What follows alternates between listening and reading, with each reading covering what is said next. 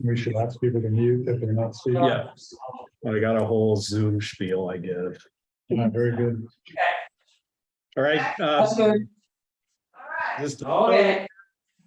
hello, everybody online. William Hanley, Planning Board Chair. Thanks for joining us tonight. We had some technical difficulties here getting going, so thank you for your patience. I'm just going to give a quick little Zoom spiel here. But if you are online, if you could please sign in to chat, be greatly appreciated. And then just some protocol items with everybody online is please have your microphone off until you get called upon, and then obviously turn your mic on And raising hand. and raise your hand.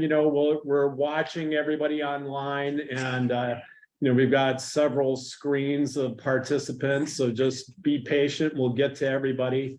And then also to just typically with the chat, we're not having side discussions in chat. It's really just for attendance and for us to see who was online during the hearing. And welcome aboard. And I'll update too that we just took the agenda out of order. We had a very short, I'd like to think short, quick project to review conditional use applications for a fence. The public here in attendance, as well as the town attorney and the applicant, all concurred that that would be fine to do. And the planning board voted to take it out of order. So we're in the middle of reviewing the fence first, and then we'll get on to the next item on the agenda. So here we are. We just heard about the site report. Jerry didn't have anything to add. No public comment on the fence. And first thing, how about any considerations of finding the application complete? I would make a motion to find the application complete. I will second finding the application complete. All right. All those in favor, Meredith, Randolph, I. Tracy, Tracy Keller, I. Dave, Dave Ashmore, aye. and myself, William Hanley, aye. Would there possibly be any recommendation to use the short form? I'll make a motion to use the short form. And I'll second that. All right, all those in favor, Meredith, Randolph, I. Tracy, Tracy Keller, I. Dave, Dave Ashmore, aye. myself, William Hanley, aye. And then we have this weird little protocol thing we do. Is there perhaps a motion to approve the application? I'll make a motion to approve the application. Meredith Randolph, I will second that. All right. Second. Then we press pause and we go through the review of the application. Why is it called short form if you go through all that? Standards. Because it's not as long as the long. It's not, have you seen the long form? No, I have. Can you show me the short form? Yeah, absolutely. Because I'm thinking there are no members of the public who oppose this project. Yeah. Typically, you need findings for review, so. Oh, It's- so you make it's- an omnibus motion that Yeah. 6A1. What are you doing? Yeah, 6B, yeah, got it. Thank It's- you. Appreciate it. Okay, it's as quick as we can make it. without objection. Thank you. All right, let's do it. I've got the application before me. I've got the short form checklist, and let's drill down through it. So we're going through sections 6A, B, and C of the land use ordinance. So section 6A are the general performance standards. Compatibility, Compatibility with the fence. that's already there. So it's the application. Erosion and sedimentation control. It's on existing grade. There's no soil disturbance. See application. Highway safety, NA. Impact on town services, NA. Land suitability. He's got a site plan showing where it's going. See application, lighting outdoor, NA, there is no lighting. 6A7, stormwater, NA. 6A8, vegetation, the deer have already eaten the cedar. NA. And dust, fumes, vapors, odors, and gases, NA. So the findings of fact are presented by the applicant and the attached application, and the conclusion was that the proposed use is in compliance with all standards of section 6A for which the standard has been met. So moved, Tracy Keller. Meredith Randolph, I second that. All right, all those in favor, Tracy, Tracy Keller, I. Meredith, Randolph, I. Dave, Dave Ashmore, aye. and myself, William Hanley, aye. All right. Section 6B, specific performance standards for activities and land uses, agriculture, NA.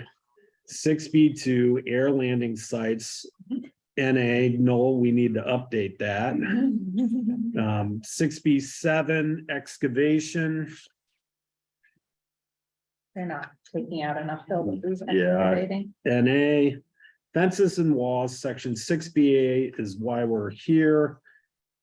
C application. And then 6B16 through 6B22 are all NA.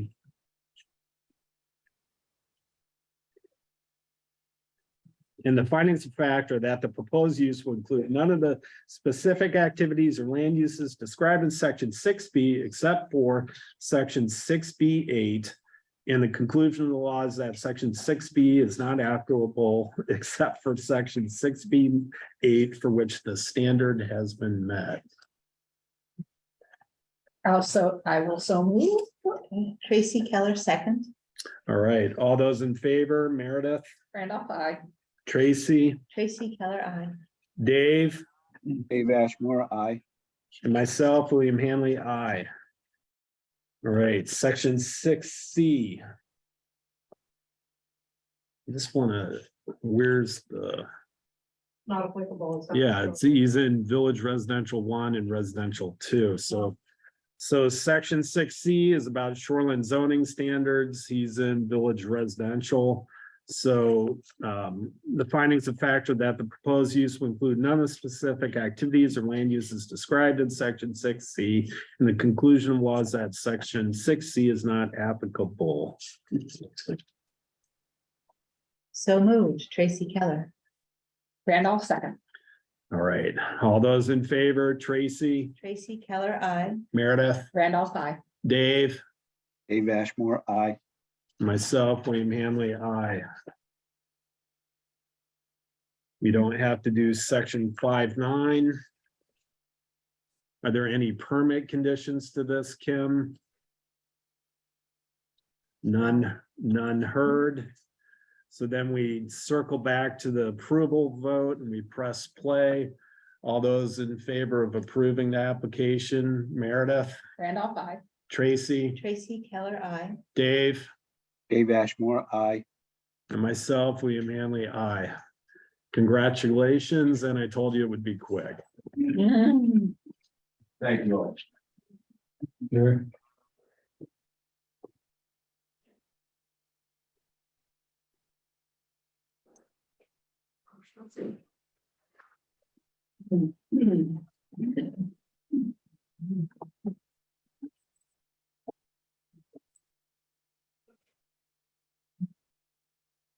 All right.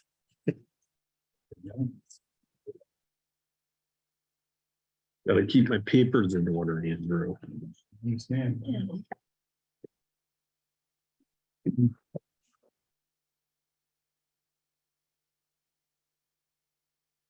Yeah, provisions for you.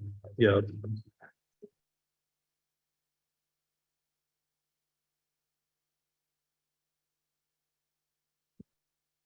All right. And I borrowed the copy of the agenda. Who's got Yeah. that? I don't. I gave my die. Yeah. Thanks.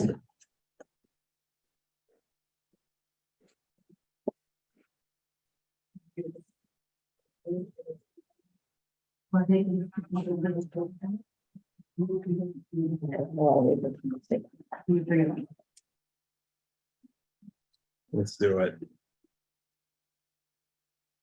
All right. There, we just dealt with item number 4. Now we circle back to item number 3. And tonight we have subdivision approval application. We have a public hearing tonight. It's subdivision 002-2023. Owner is Mount Desert 365. Agent is Greg Johnston, GF Johnson Associates. Location is 5 Manchester Road, Northeast Harbor. Tax map 23, lot 25, zoning district, village residential 1. Purpose is subdivision as defined as the construction or placement of 3 or more dwelling units on a single tract or parcel of land within a 5-year period.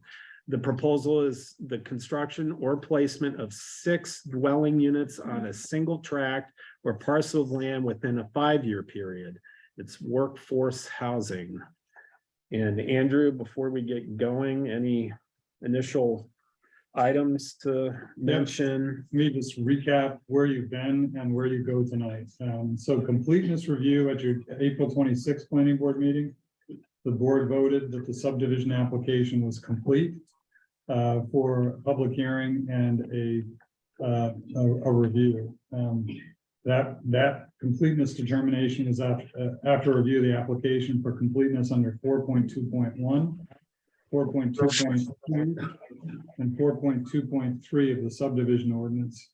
And then under section 4.2.4 of the subdivision ordinance, the board conducted a review of the application to determine that the applicant had submitted evidence to the board to show compliance with section 5 of the subdivision ordinance and section 6 of the LUZO, as 4.2.4 requires you to do, including the standards of section 6A, 6B, and 6C of the land use zoning ordinance, as well as other regulations and ordinances referenced in section 5.2 of the subdivision ordinance, as the board may require.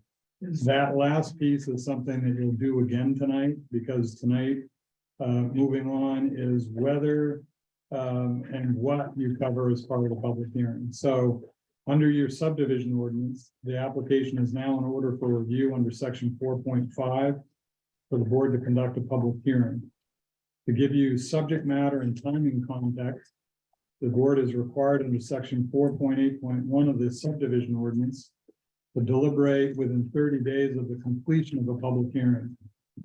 Should you leave the public hearing open tonight and continue it to another date, like the completed public hearing is when that 30-day clock starts. Should you determine tonight that you're going to close the public hearing, the 30-day clock would start tonight. Just want to be sure that you're clear about that. There's a little bit of confusion in the cadence of the ordinance. It suggests that the applicant has up to 2 months to submit a final subdivision application. If you do that, you can't conduct your review timely. Now, applicants often, as I understand is the practice of the town, will submit a final application either the night of the public hearing or within a week after. That takes care of the issue. But should you take the full 2 months to get a final plan application, the planning board will be late with the start of its review unless the parties agree to extend the 30 days, and they can do that. So now what's the subject matter? Tonight, the focus of your subdivision review, because this is what you have to do as part of your deliberations after the public hearing, within 30 days or as extended, is that you have to decide whether to deny, to grant, or grant with conditions the subdivision in accordance with section 5 of your ordinance and Title 30A, section 4404, subsection 4. So this frames your review as part of the public hearing. I just wanted the board and the public to hear that. We're not talking about everybody's opinion about whether a project is good or bad. This board is obligated to apply the standards of the ordinance, the subdivision ordinance, to the project. And the question is whether or not the project meets or does not meet the standards.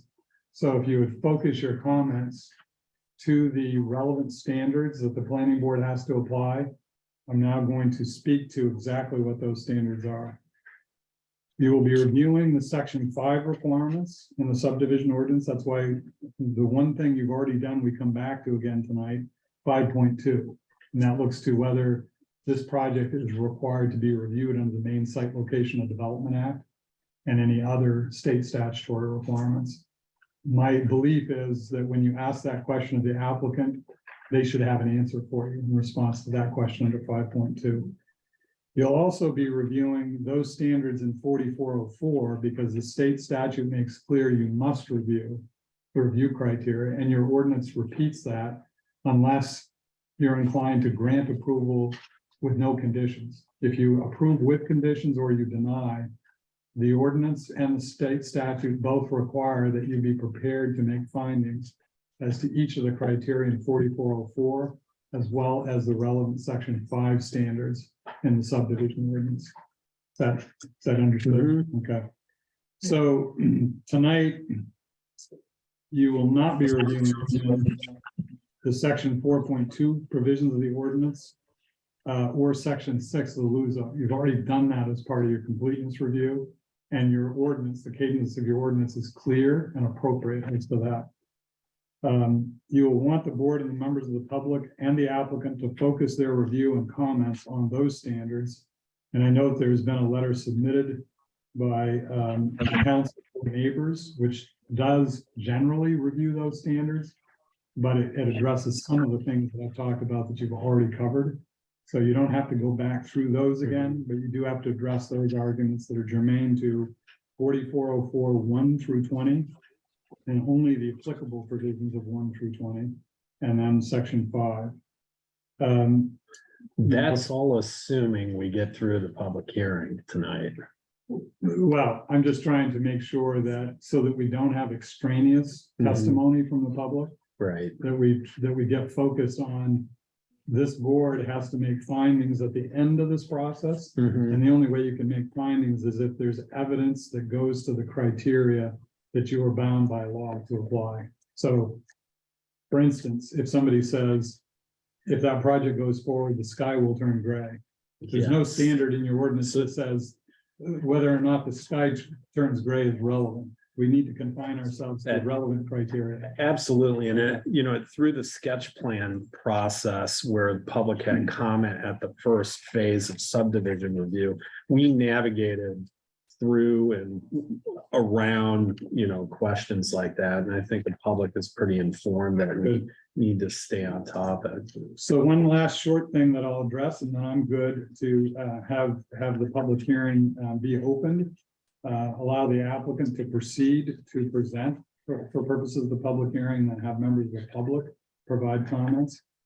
We need to go back to the beginning just for a moment to the definition of subdivision, because I can tell from some of the communications, there's some confusion about the type of project that this is.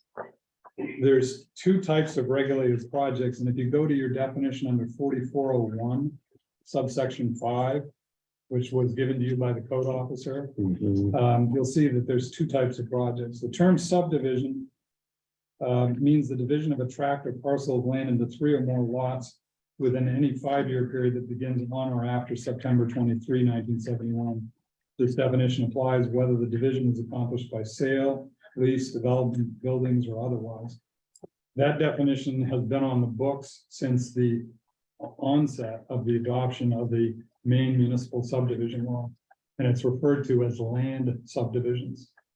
The statute now has been amended for some time. It goes on to say, the term subdivision also includes the division of a new structure or structures on a tract or parcel of land into 3 or more dwelling units within a 5-year period, the construction or placement of 3 or more dwelling units on a single tract or parcel of land, and the division of an existing structure or structures previously used for commercial or industrial use into 3 or more dwelling units within a 5-year period.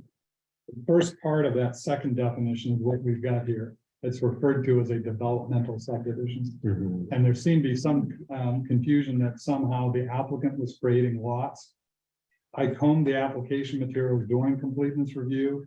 I went back to it today before tonight's meeting, and I could not find where the applicant was creating lots, so that we don't have a lot of testimony that this is a project that's designed to create lots. I just wanted the board to focus with me for just a moment and ask ourselves the question, do we understand that state statute says you need subdivision review and approval, whether or not you're strictly a land subdivision or whether you're a developmental subdivision? Those are two different types of subdivisions. I think the board is keenly aware of the Good, good, difference good. between those two. And your local ordinance is very clear about that as well. It makes clear that a developmental subdivision is one that requires approval. Now, there is some case law that suggests when people are trying to skirt subdivision review and they try to claim that they're not creating lots or they're not creating a developmental subdivision, the court has pulled them back in and said, yes, you are a subdivision. Here is a case where the applicant has proposed subdivision review and approval by filing an application.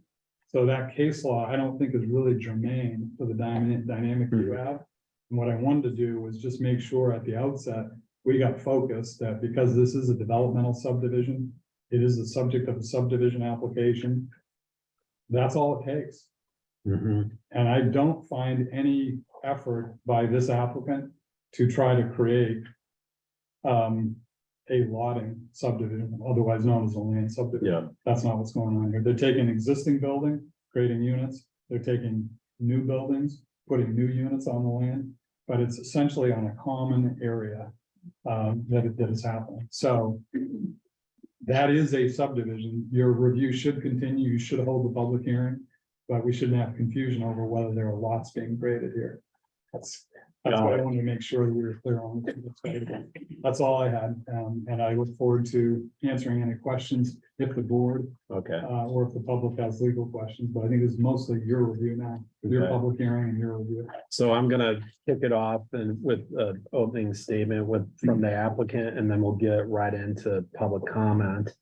And just one thing, when we do get into just the public discussion about the project, just please try to, just so we can cycle through all the comment, please keep it to one comment or one question. If you've got multiple things on your mind, we'll absolutely circle back to you and make sure everybody's heard. I think the board has a fantastic history of making sure everybody has their chance in public hearings. So please bear with. By yourself. Yes, thank you, Heidi. And when you do, just for the record, identify yourself when you are speaking, either online or in person. And that's just great for keeping the minutes as detailed as they always are.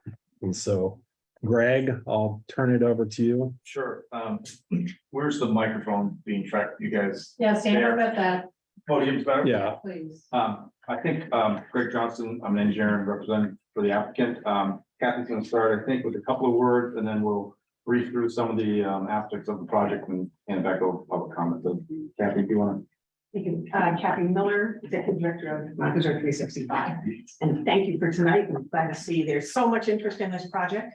I think that everyone here, if they're paying any attention at all, understands that housing is a major issue across the country, in Maine, on Mount Desert Island, and in this town. And the implications of the lack of housing has repercussions all over the place. It affects the economy, it affects our public servants, it affects every aspect of our life. And so the town has been working on this for a long time. And our organization was created just in 2017. And we are using the town's own comprehensive plan goals, the top 3 goals, as our own mission. And that's to increase the year-round population, to support a more robust, thriving year-round economy, and to provide housing that is affordable to people who are year-round residents. That's what we're doing. And I think that all of these ordinances are tailored to support the town's comprehensive plan.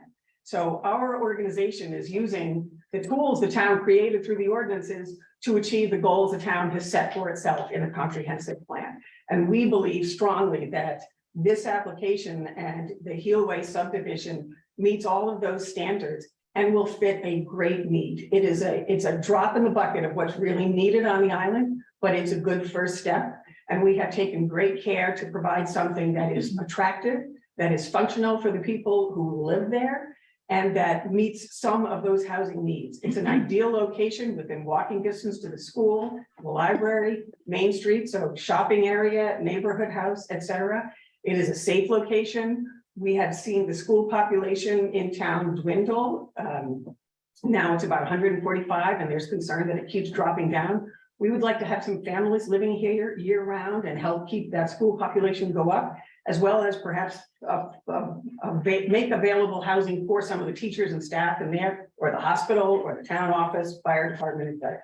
So we believe that we have met all of the standards here, and that this is a project that will have a very positive impact on the community. So I'll turn it over to Greg. Okay. Thank you, members, for all that are interested. I'm going to hit some of the highlights through planning. Some of we've been through before, but I think there's a lot of thought gone into how to take the ordinance and use it to make something that fits in the neighborhood. Several changes on the alignment of the drive to increase site distances have occurred, and I'll pause to let you know that Diane Morbido, traffic engineer from Sewell, is on the line. Also, as Emma Kelly, landscape design, is on here. So when we get into buffering, we may call upon them to comment. So just, we have a large base to hopefully inform any questions. So we talked about movement of the entrance. A lot of the subdivision standards require big, large roads and are, forethought in being large roads in the woods. Those are required with multiple lots. We have an access way that's 16 feet wide. It's sort of a private access, but 4 feet either side of that is stabilized so that if somebody need to pull off.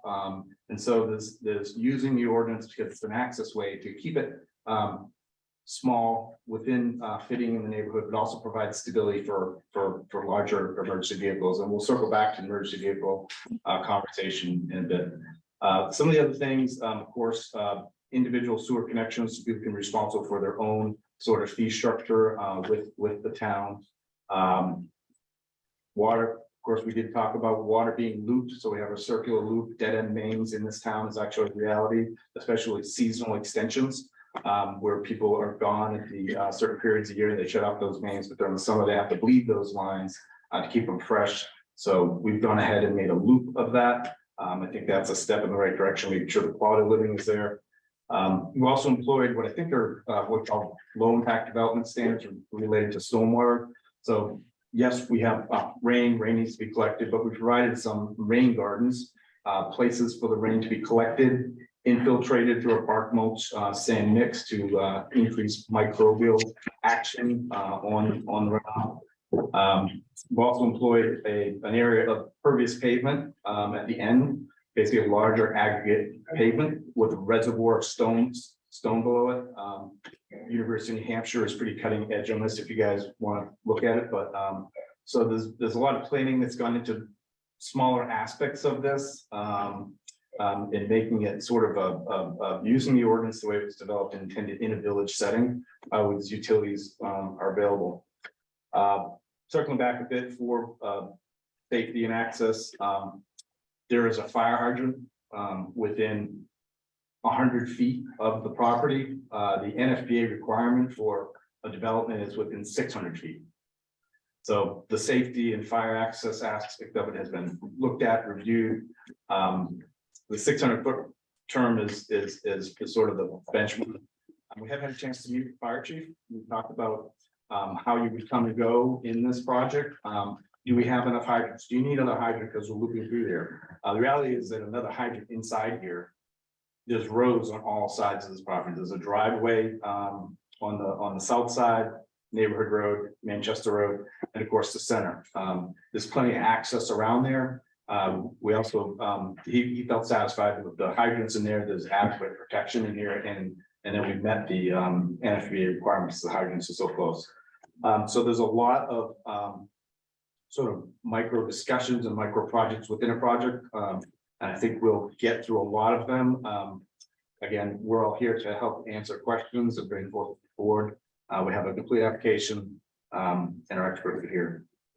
I think I would also add that the board has a great tool set that they're used to using. That's the ordinance. And so if we have questions and concerns, we're going to try to address them in the form of the ordinance and the standards. And so with that, we would hand it back to the board. All right. Ready to open it up? All right, I'll open up the public hearing for comment. Anybody got anything to say? Sir. Hello. Chairman Hanley, members of the board.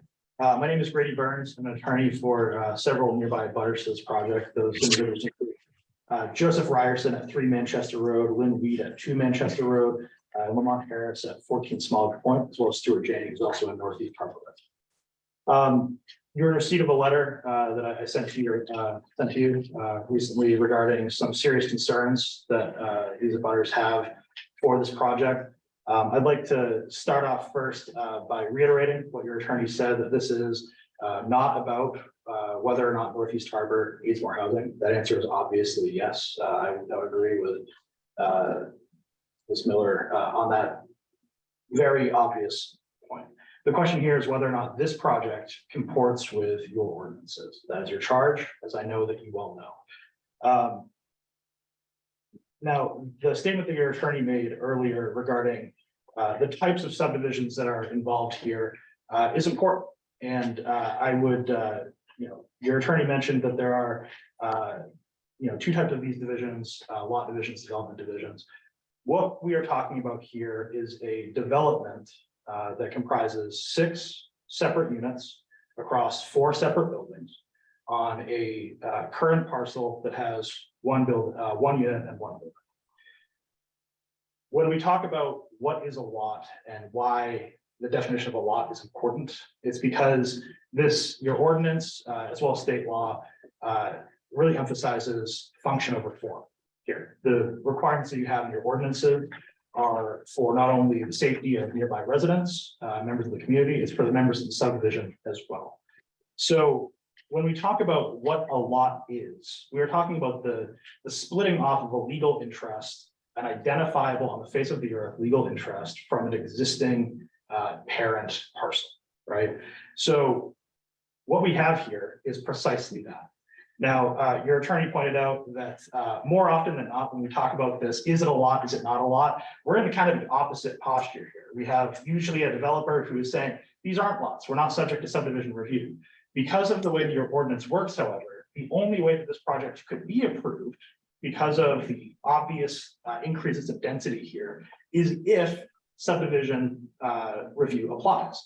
So we're in this weird kind of opposite situation where the developer is encouraging you to undertake subdivision review with the full understanding that the only way this project gets approved is if you subject it to your workforce housing subdivision requirements. Now, the fact that it is a subdivision and that there is this splitting off of interests means that certain parts of your ordinance will apply to this project. My letter to you pointed out that there are several pieces of your ordinance that relate to these types of subdivisions that are relevant here. The first being your road standards.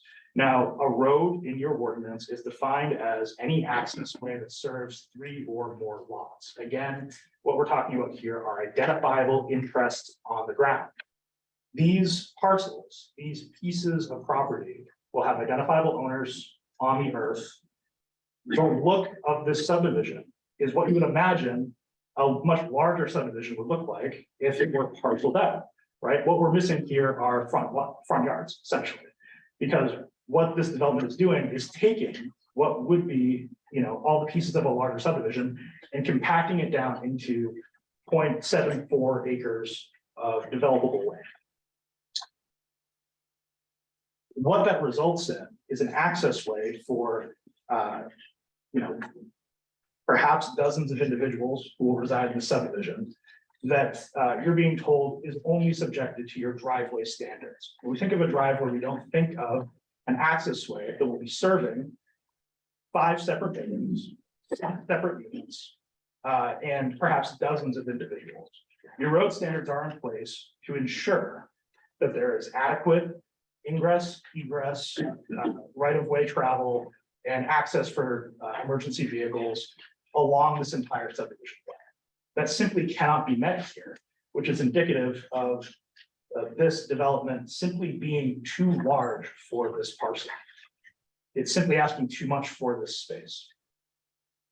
So road standards are one, as my letter pointed out, treating this like a road would require a cul-de-sac, a 50-foot right of way, and a 2% maximum greater than 75 feet at the intersection. None of those standards are met here. Additionally, and relatedly, the lot coverage standards for this project are simply under your ordinance, there's a maximum lot coverage density of 40% of impervious surface allowed on this parcel.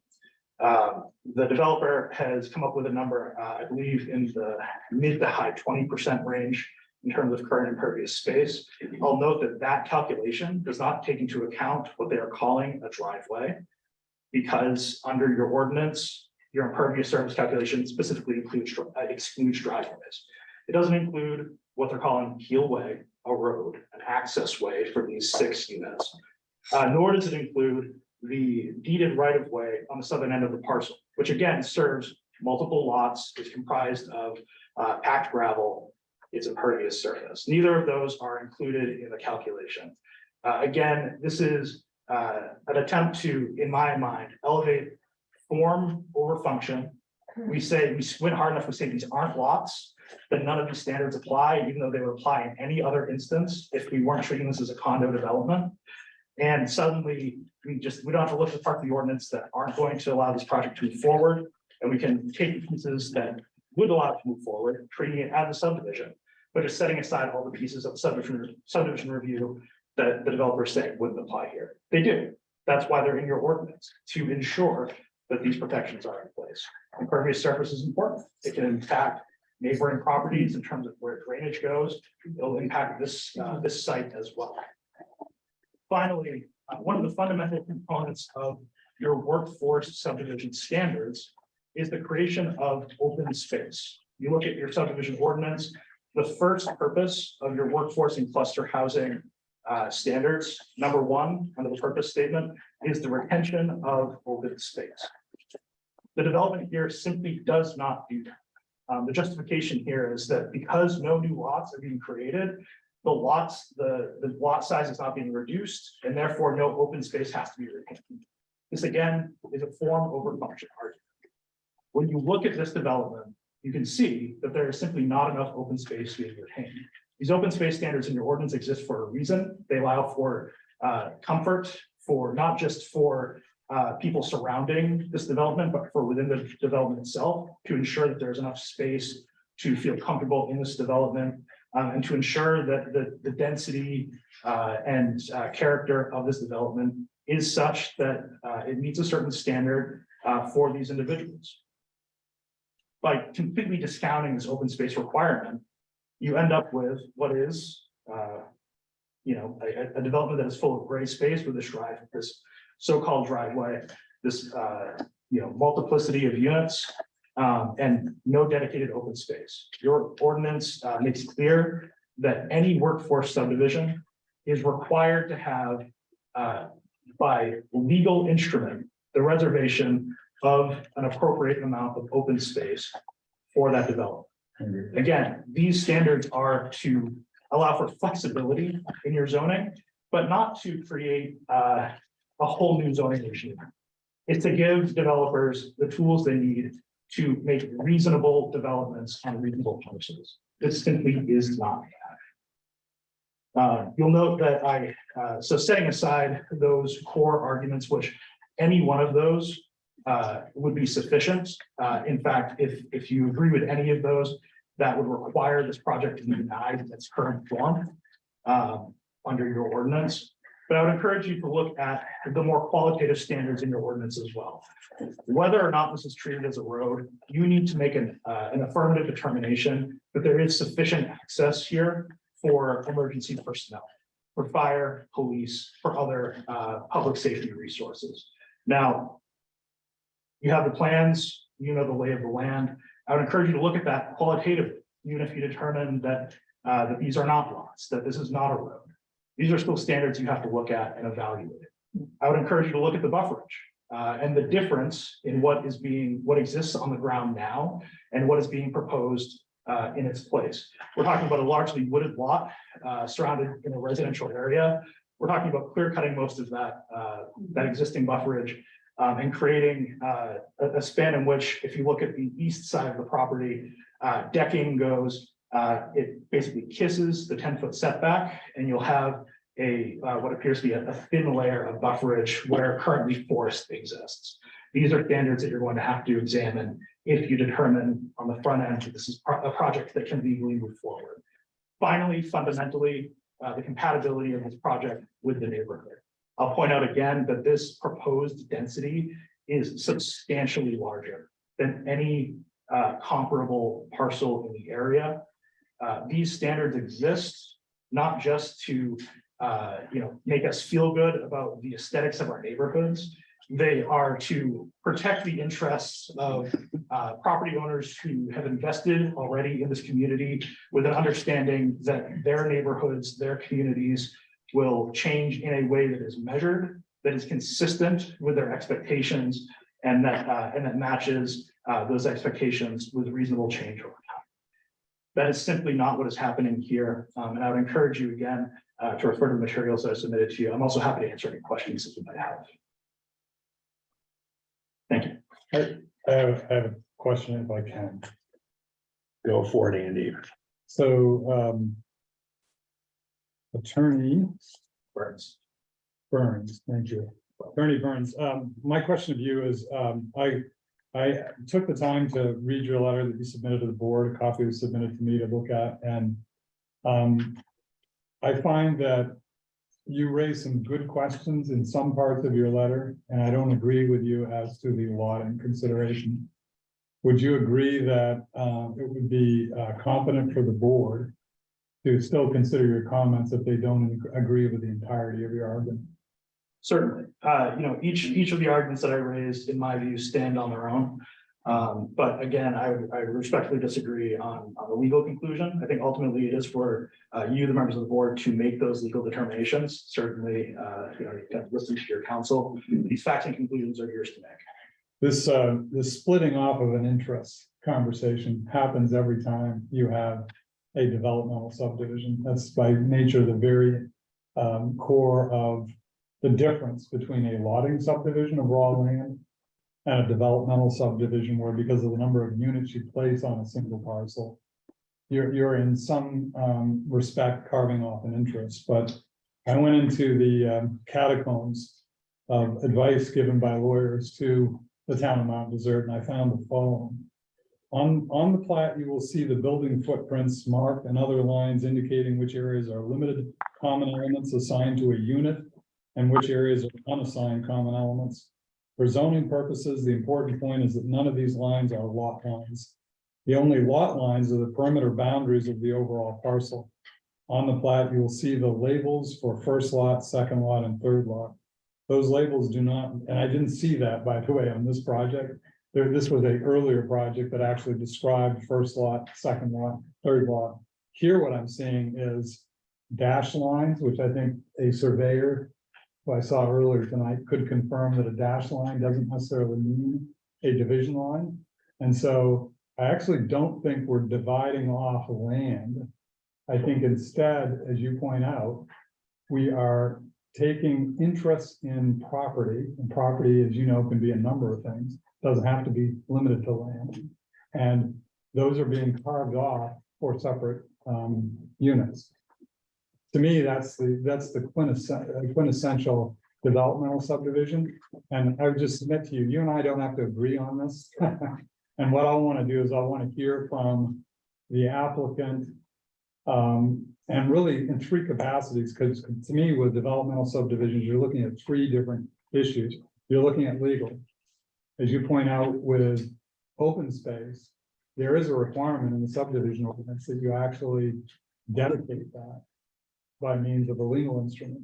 I haven't seen that yet, but the review of the board's not done yet either. So I find that to be a competent question.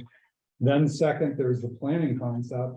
And what I think the town of Mount Desert is expressing in its comprehensive plan, and in the provisions of the subdivision ordinance that seek to implement the comp plan, is this trade-off between land for some values and land for other values. You expressed it well when you said you think there's forest there. having grown up in Caribou and Aroostook County, I would debate what a forest is compared to the trees that exist on a piece of land. It's a wooded piece of land for sure. And should that stay wooded or should that become housing? Well, the community can decide as a legislative judgment that it wants more housing and it can encourage that housing. And so I think those are values that the ordinance has already expressed by implementing provisions of the comp plan. I don't find the comp plan to have the regulatory teeth. I agree with you that it's the ordinance that has the regulatory teeth. But I find that there's some teeth in there that express the trade-off between some values versus other values. And that's not something I think the planning board is competent to change the calculus in terms of those values being expressed, because that judgment has been made. I would, I will not take up more of the board's time. I understand there's a lot of individuals who want to speak. To respond directly to Attorney Hamilton, though, I will say two things. One, when we talk about the legal definition of a lot, we were talking about a flexible concept under the law.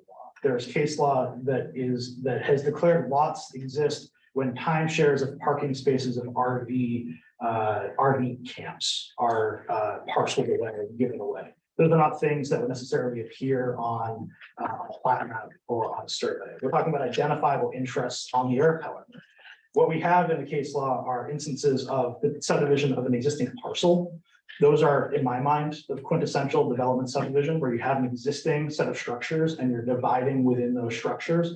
That, I would agree, is a developmental subdivision. Here we have the creation of new structures identifiable on the land. Right, but that's what the state statute says. Just to interject briefly, the term subdivision also includes the division of a new structure into 3 or more dwelling units, or the construction or placement of 3 or more dwelling units on a single tract or parcel. So you can have both existing division within a residential structure, but you can also have the construction or placement of 3 or more dwelling units. So, Attorney Hamilton, we're talking about here a development that is in fact giving ownership interests in these identifiable pieces of land. The law court has been clear that the way that the statute is written is saying that if a lot can be created in any of these methods, whether it's by building, whether it's by lotting, or whether it's by creating lease interests, things of that nature. The way that you get to a lot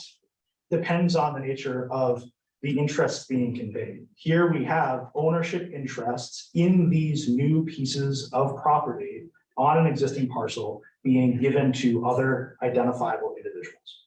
Those, again, in my view, are lots. That again is your determination to make. Finally, on bufferage, I would just say the standards here are from your ordinance. These are not simply things to consider as policy questions. They are pieces of your review for this project. These are hard standards that you need to look at. So I think we could continue to have this back and forth, but I would say that there are types of development where you retain the land as common area. There's been no division. And yet there are separate interests in the structures that are conveyed, and that's still viewed as a developmental subdivision. Here, what I'm not understanding is why there's any debate as to whether lots are being created. But I'll leave it there. The ultimate question is as counsel for the neighbors. That's why I thought it might be efficient to chat with you, is that you represent 4 folks. And so I think it's just constructive as we start off this public hearing to try to get clear on the fact that this is a developmental subdivision. There are standards that encourage workforce housing in the subdivision ordinance. And I think we do agree on this principle, and that is the standards are there for the board to consider and apply. The board can't color outside the lines and create something that doesn't exist in those standards. And I think that much is clear from our colloquy, and I thank you. Kim, could you just cycle through the pages of everybody online?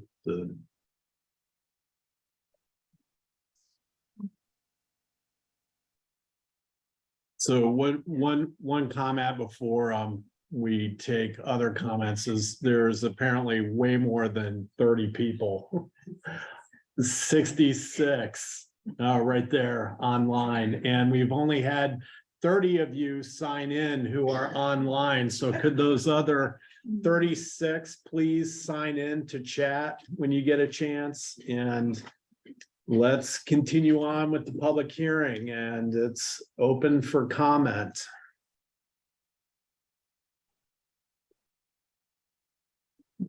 Would it be an appropriate time to run through how I know Noel walked us through the justification for how we get to 6 units on the one lot.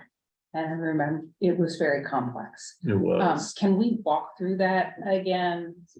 Just because that conversation, I'm like, I didn't quite follow how we got 6 units on one lot.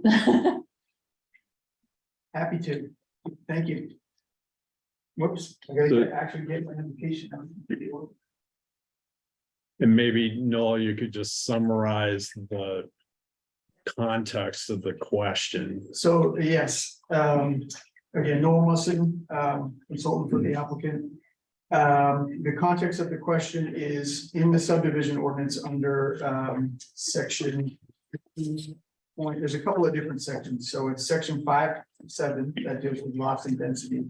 And then there's another section 5.16, which actually deals with workforce cluster and workforce housing subdivisions. So the context of the question is, how do we get to the density calculation that we're using to justify 6 units on this one lot? Is that a fair summary, Meredith? Yes, the previous statements about lot Yep. made me think we are talking about a single family Yeah. dwelling lot. And we're not turning into a subdivision. And so my brain kind of initially was like, it's a single family lot, wow, we got 6. And you had a calculation and how you got there, Right. so I'd just like to walk through that. Yeah, so there's a section in the ordinance called lots and density. And that helps us determine what is the density allowed within a development. It could be a development that's multiple, creates multiple lots. But we're basically, you could have a larger parcel and we're just creating multiple lots. Or we have a parcel like what we're talking about and creating multiple structures, and that's the density that we're trying to determine. So the way that the ordinances require you to contemplate density actually deals with a couple of different factors. So it's the total lot area, which in this case is 39,204 square feet. It's a 0.9 acre. So.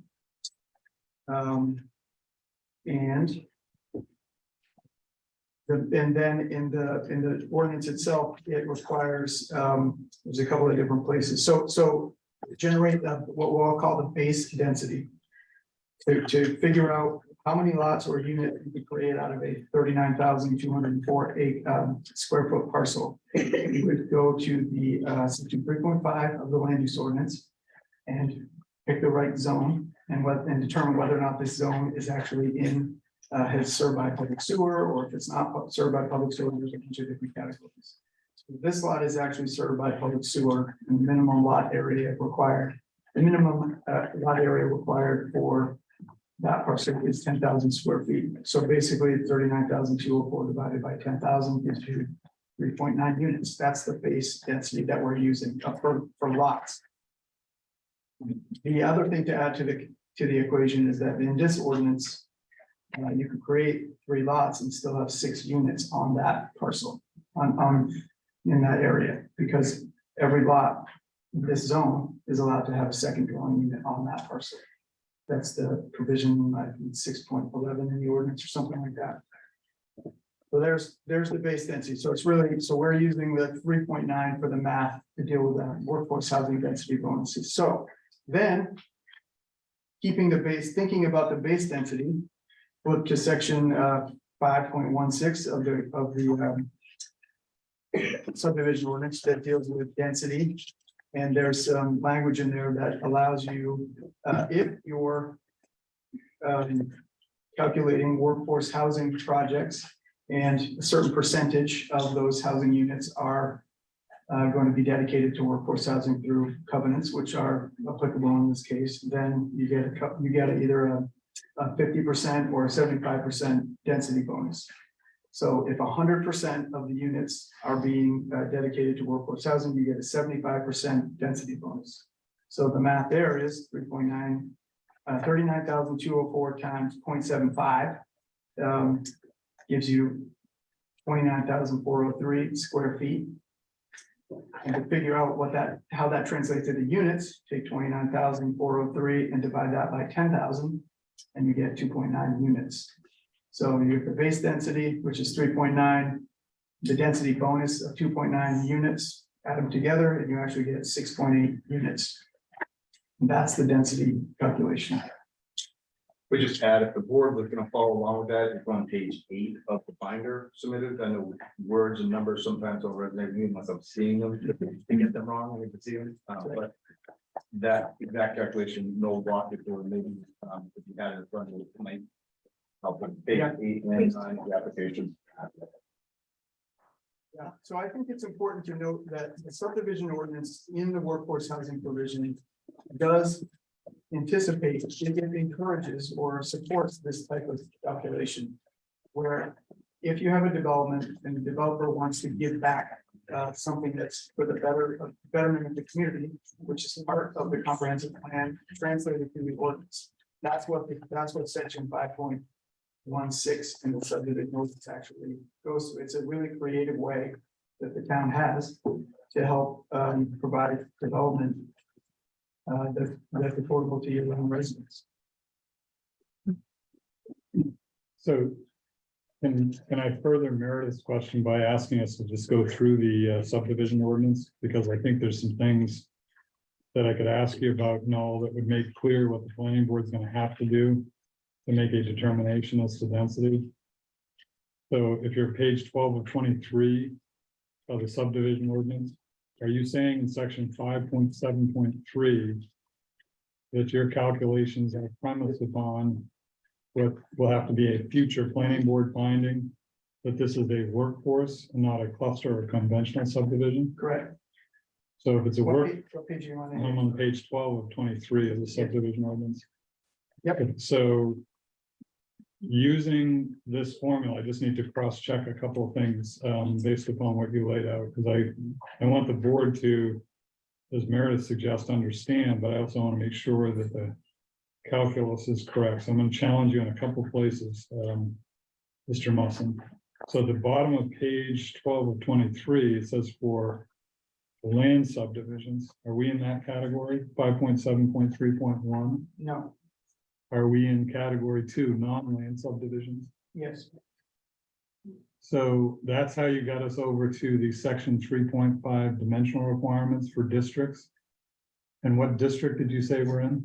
it's a village residential one district. VR1, and for that VR1, what's the correlative page in the land use ordinance? Section. It's the table is 3.5 in the land use ordinance. That's the dimensional standards, and that is on page 313, 3-15, what are you saying? 13. 313. 313. Yep, Oh, there it is. Okay.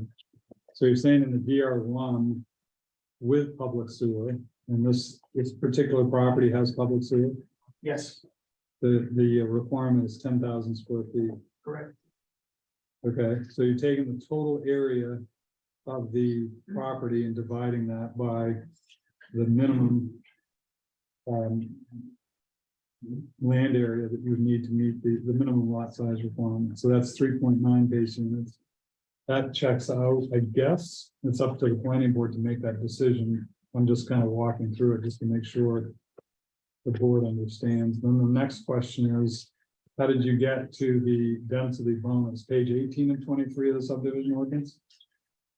Bottom of page 18. That's the start. Actually think that you have to go up to the top. So it's 5.16.2, which is on page 18 to 23.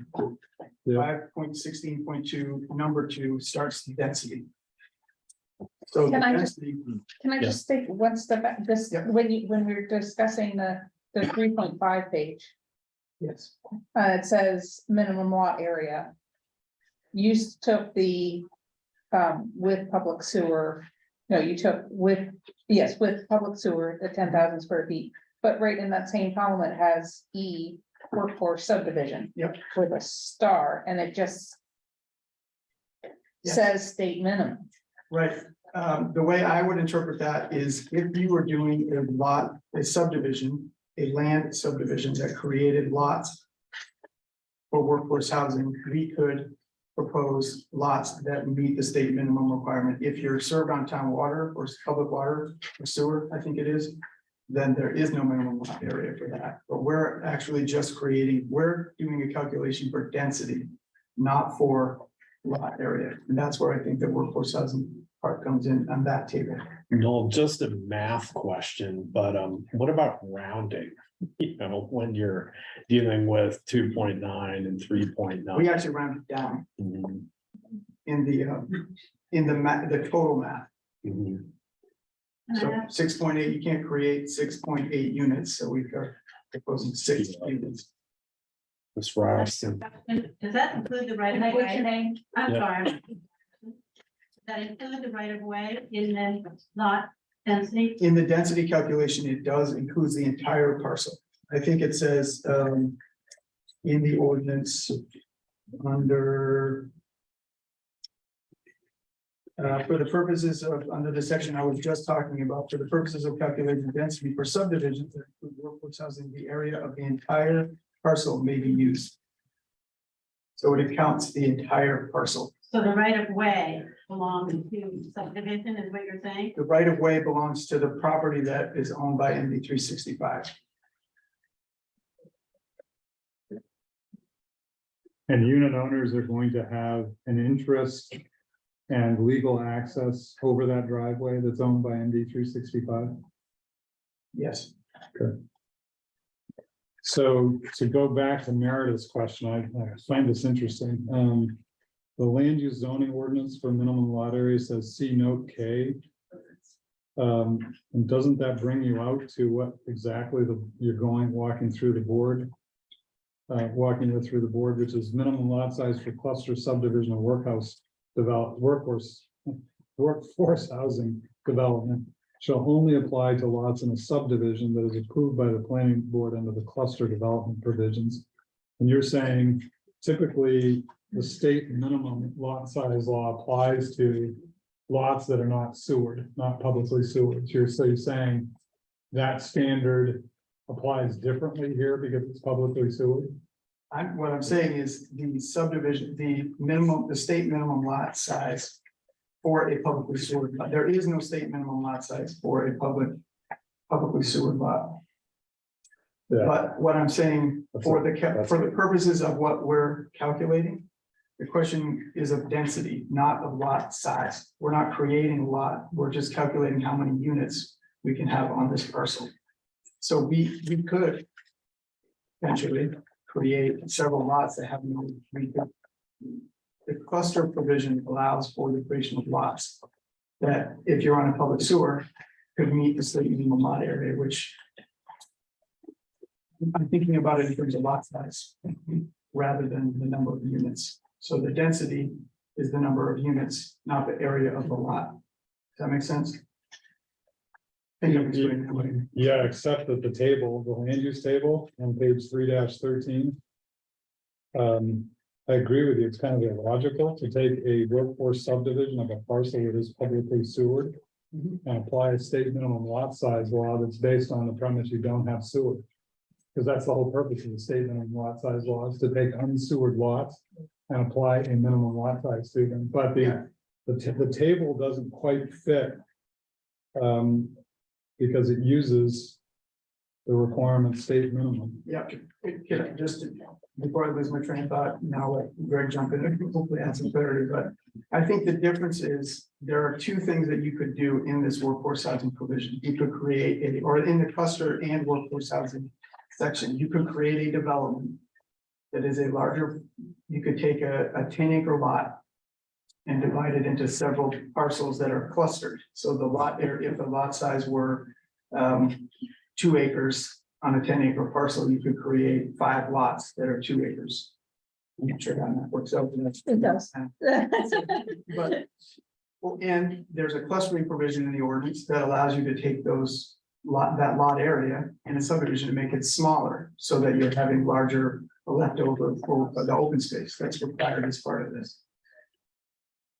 If you were on a parcel, if you were doing that and you were on a parcel that is served by town water, town sewer, then those smaller lots could be as small as you want to make them, 5,000 square feet. If you were not served by town sewer, you have to make them the state minimum lot area, which is 20,000 square feet. But what we're doing is not that. We're actually not creating several lots. So the lot area provision doesn't really apply as much as it would for a density calculation, which is how many units can you put in an area. So I may be talking around in circles, but if you were to, even if you were to do a 10 lot subdivision, we'd still have to go back and do the density calculation to figure out how many units we could get for workforce housing. And then we could create lots that were as small or as big as we wanted to based on those provisions. So, Noel, we've got a couple hands up online. You've got a hand up behind you. Can I just get some clarity? I think, Greg. that, For the record, introduce yourself, please. Greg Johnson, engineer and representative of the applicant. I think Mr. Hampton's comment of how we got into 3.5 and then it was talking about land, lot size and state minimum size goes back to the initial place we started. And that's why Noel said we're talking in circles. We got to look at 5732 on page 12 of the subdivision, which says non-land subdivision. It tells you the overall net density. It doesn't say lots shall be determined by the areas in table lot 5. So where it said, oh, peculiarly that it's asking about lots and lands, but clearly section 5732 tells you to calculate the density of lot size, the density for non-land divisions using that table. So I just want to add that in. It's like the instructions of how you get there are pretty clear. It's just, it's a little confusing because you're establishing density by an ordinance that's telling you how large a lot has to be. Which isn't about density because we allow more than one. It's not, it'd be one thing if this was all saying single family lots, which therefore will only have one unit, but there are a variety of ways to have multiple units on a single lot. So that provision of 3.5 is not a density statement. That's a lot density. It's a Or lot, that's a lot size. Because but the ordinance asks you to look at that lot area in order to calculate density. And the subdivision ordinance actually contemplates having multiple units on a single lot. So how many units do you have? How many units can you have on a single lot is based on what the ordinance says. The lot area, if we were to take the reverse and say, hey, we want to do 6 units, 6 lots out here. How do we determine how big of a lot we can make is also based on that. So it's a kind of a it's meets 2 different purposes. Just to go by this issue and the land use table, because I still wonder if it's clear, but it's not my determination, it's the board's determination. And I wanted to raise it so that you could look at it. We need to defer to other questions, comments, but if you could just complete the calculation that you were starting down the road of, Noel, so that we can understand what's the density bonus calculation The density bonus calculation. tied to the ordinance. Yeah, it's based on the fact that in section 5.16, there's a provision that allows a density bonus for workforce housing. If you are dedicating up to 75%, 100% of your units for workforce housing, you get a 75% density bonus. So 75% of the total lot area is 29,403. Yeah, I just point out to you, Noel, this minimum lot size reference in table 3.5 says to me, you're treating, as you said, a lot division subdivision, which I don't think we have. is subject to that minimum lot size if you're not on sewer, because that's the way the state law works. But then the challenge I have is cluster housing requires only 5,000 square feet, doesn't even require 10,000. But cluster doesn't allow you to use the entire lot, does it? Workforce housing gives you the ability to use the entire land area, as you pointed out.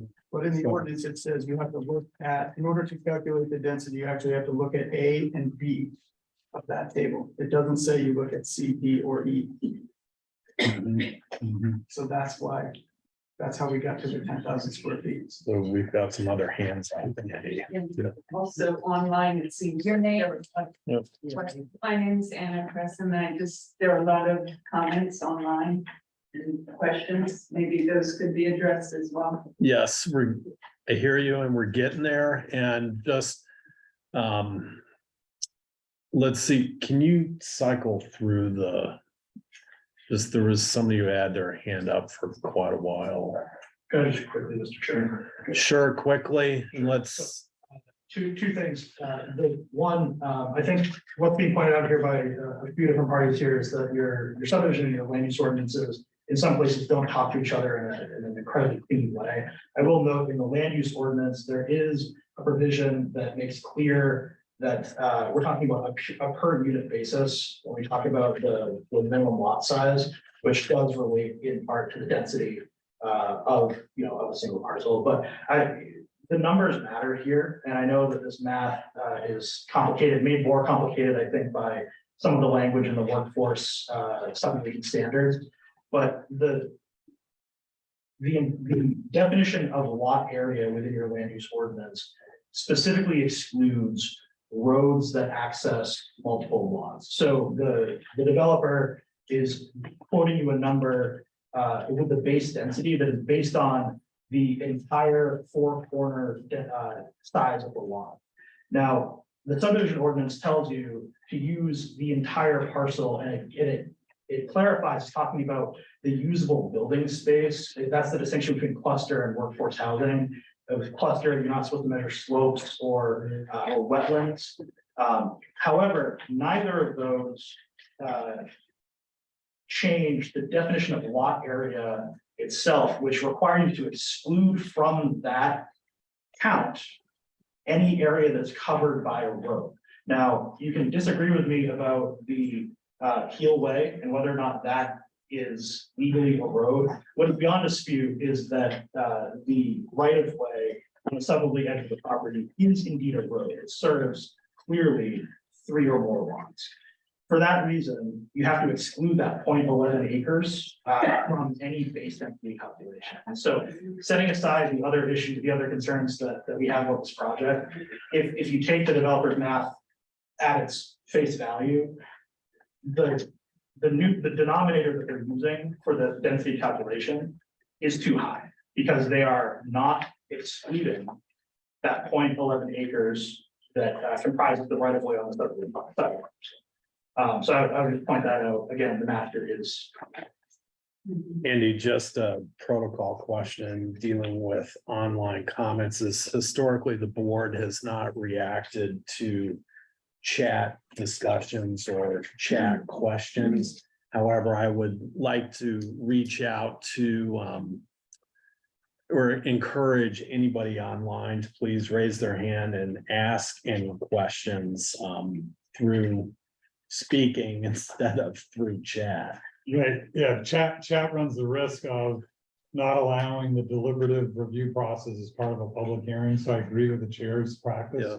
And so I would ask people, as you were suggesting, those might have people identify themselves. Yep. That have made comments in chat and just offer those orally. Yep. So Kim, can you cycle through everybody again, please?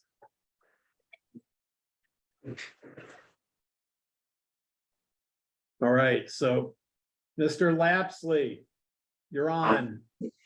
I'm the leadoff hitter. Oh, my goodness.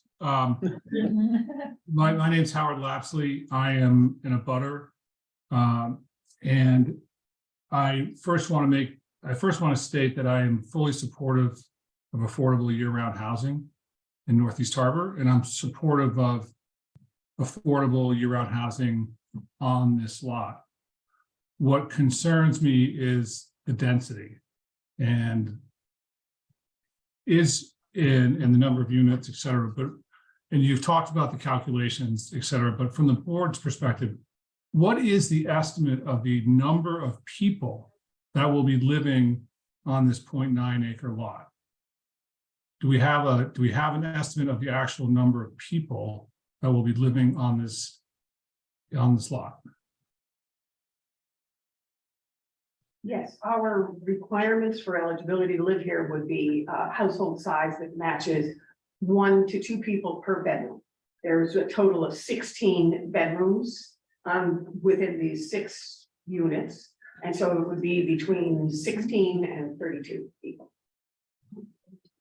Okay, and so 32 people living on that lot with Max, yeah. all the traffic and the comings and goings and the cutting down of the trees and it strikes as me as strikes me as too dense for that specific lot.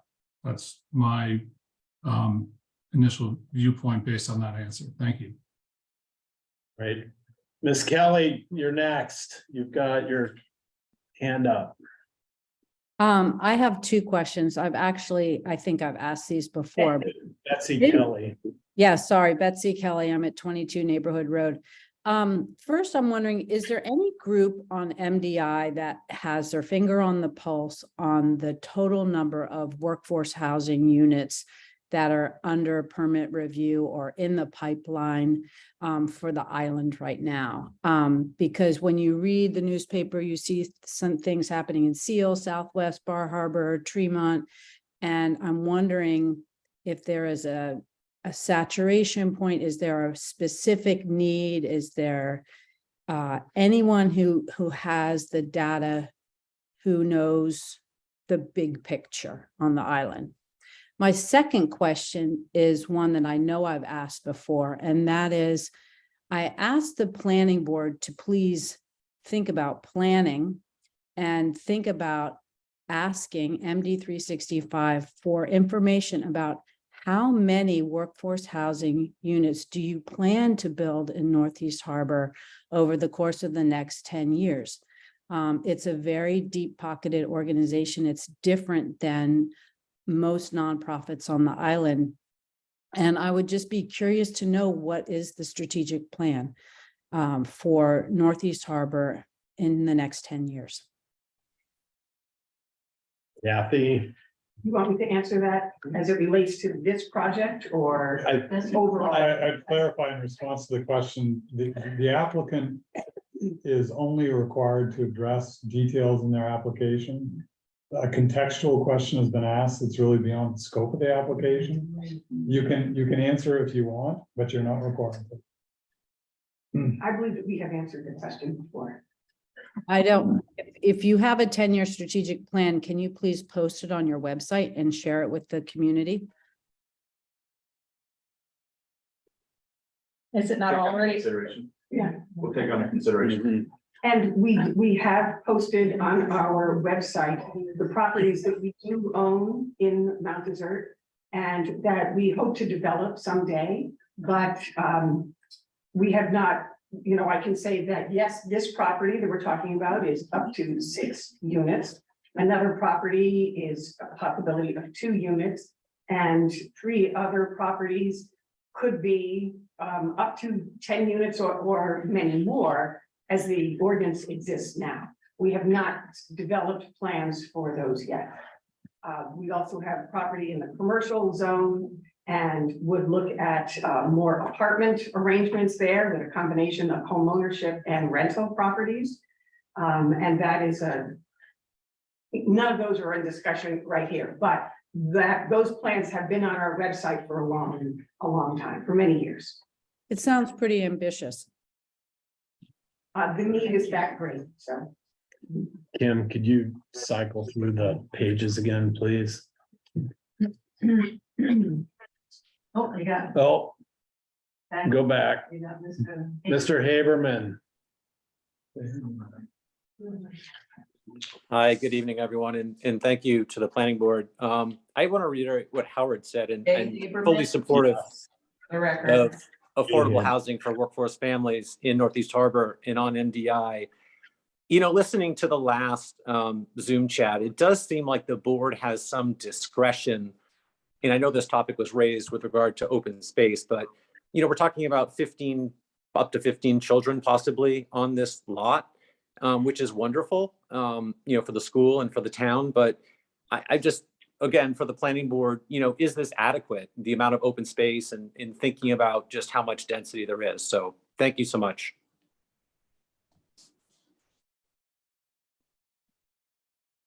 And could you go through the pages again, please?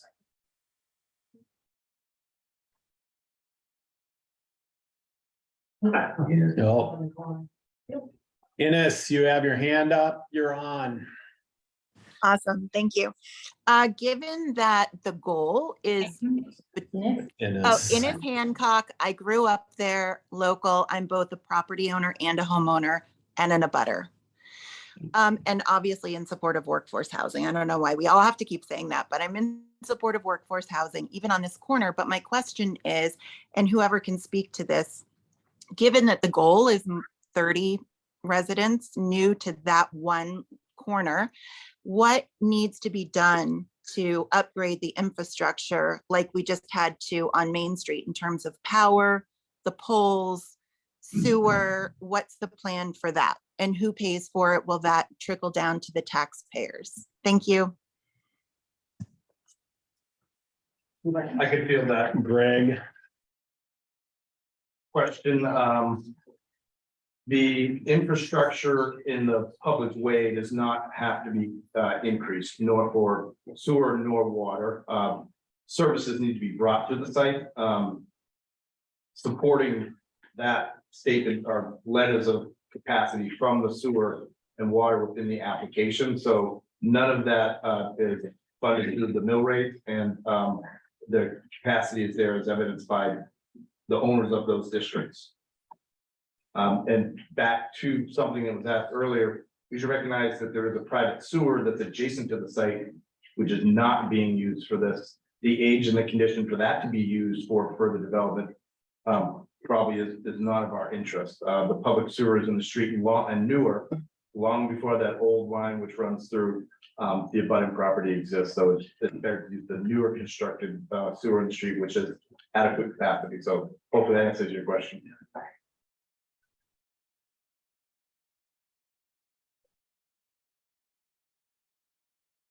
Let's see who's.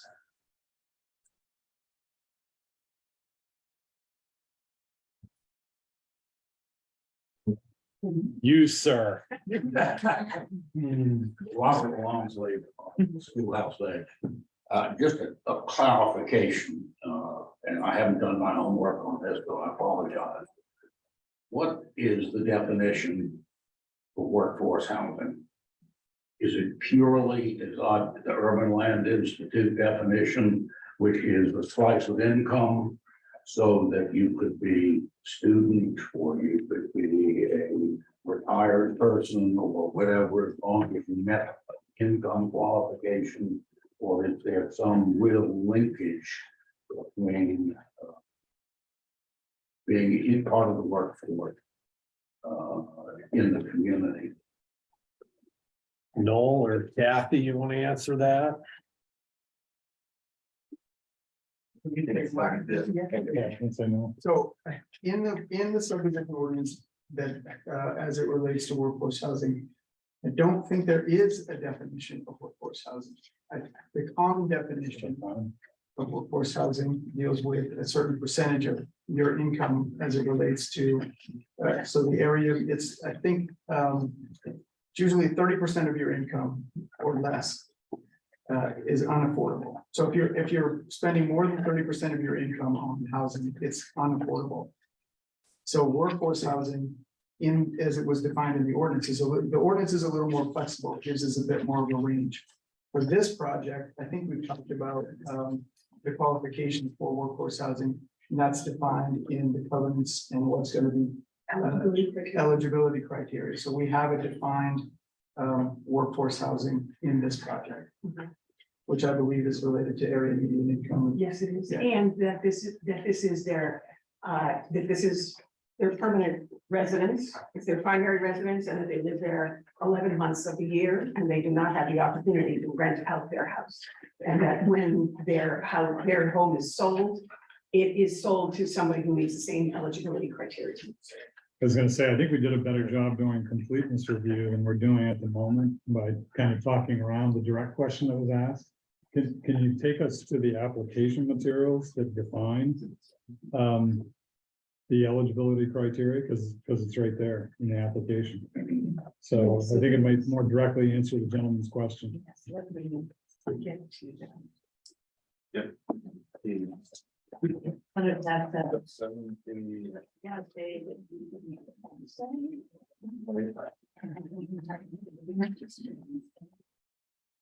Yes, so it is in the summary of the affordable housing covenants, conditions and restrictions. Could we pause, did the board get to that section? It's in tab seven. And I think it's like page, it's like page 7. And it follows through with household income as it relates to state median income.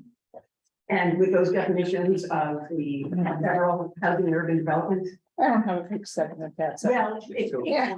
the next one after goes It's- one it's to after six. tab Okay, six, it's done. it's page And one, the yeah. second page summary. Yeah, okay. Right, second summary. It's the second page one. Yeah. So we're looking at household income based on family size and as it relates to state median income. And those are guidelines that follow exactly. I mean, we are building on examples of others, including Island Housing Trust here on Mount Desert Island. So there is a consistency of the eligibility requirements that we would be applying.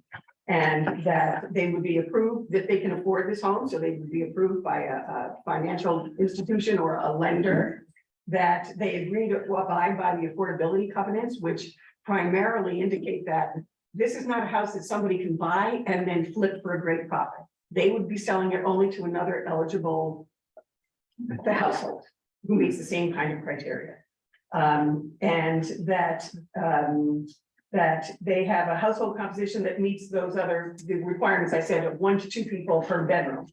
And so we define in here also what we mean by median income, and it is the HUD standard, Housing and Urban Development Standard, federal.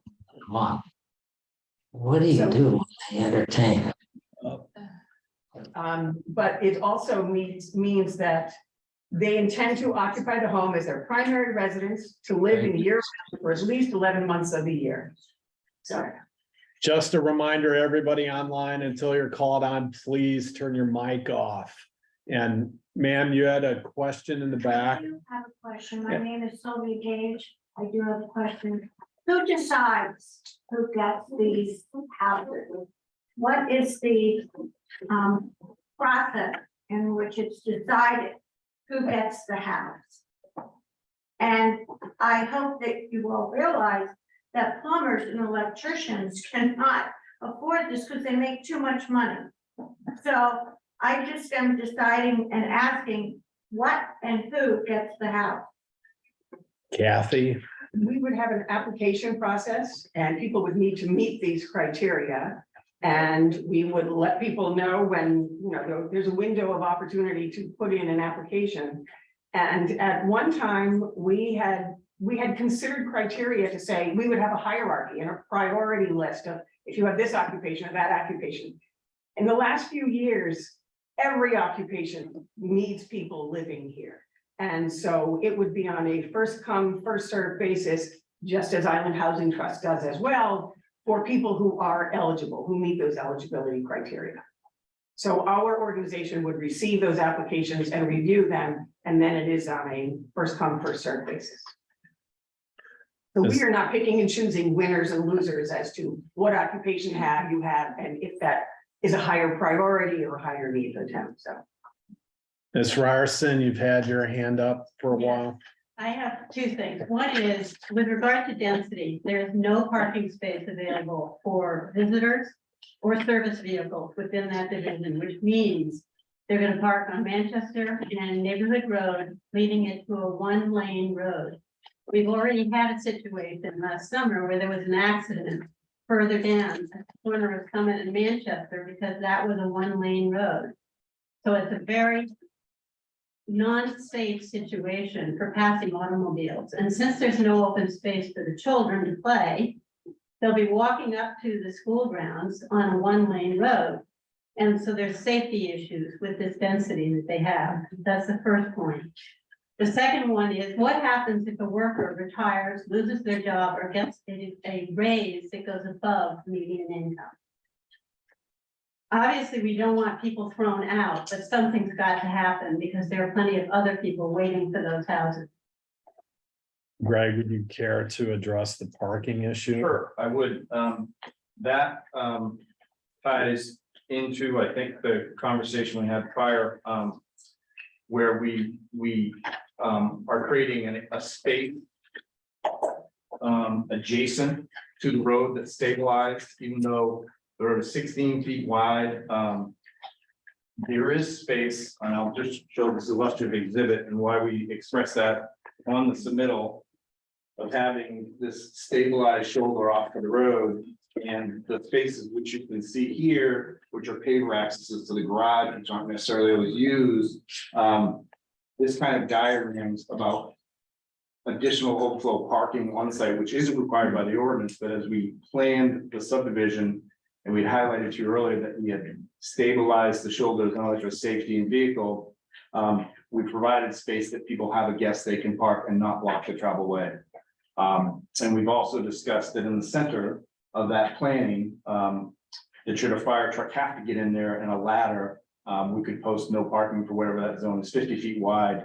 Their ladder truck reaches 70 feet. So I think the answer to the question is everybody parking on the street like a lot do? No, that's not illegal in town, but the condition that has been provided in site does contemplate some overflow parking. How many cars does it handle? This just shows 6 here. 6 guest cars or service vehicles? Sure, yeah. In But the that could density happen. of that lot. That could happen anywhere because the stabilized shoulder is throughout, and that's for safety vehicles plus. So the idea that there's none provided or it's been contemplated, that we're just demonstrating that it is provided, which is not like other residents up around the street where a lot of parking is on the road. And that's in addition to the 12 automobiles that you're allowing. That's right, yeah. And pointing out, none of that is includes in the right of way, which we stopped using. Kathy, would take part 2. Yes. Worker retires or gets a raise. No, the eligibility criteria, like any other already approved and existing workforce developments in the town, the eligibility criteria is when you purchase the home, and it can be your home forever. There is no expectation that someone would have to leave because they are no longer in the workforce or retired. So then how do you handle somebody else who's waiting in line? And how's that house still considered a workforce house if the worker is not working anymore? It is eligibility when they apply there. I think that we're following the standards of other developments that are already in town. And I don't think that any of them have the rules that you would kick someone out of their home because they own it. But It's workforce as they come in. Okay, If we have rental apartments, we would, we might have eligibility for that. We have not set those terms at all. but perhaps there should be a tax consideration if that house is no longer a workforce house. A tax consideration? Yes, because there's benefits to this being workforce housing from a tax perspective. So if it's So you're not. a suggesting that workforce when housing- someone retires and they're no longer working, that they should pay a higher tax on their property? I'm suggesting that there should be some tax change if it's no longer a workforce house. And I don't know who it would be, the one that would be impacted by that, whether it's MD 365 who owns the land. We would not be owning the land. So I think we're getting a little off topic. Yeah. but, It's the land. Yeah. It is structured as a condominium, so the homeowners own the land. Yeah.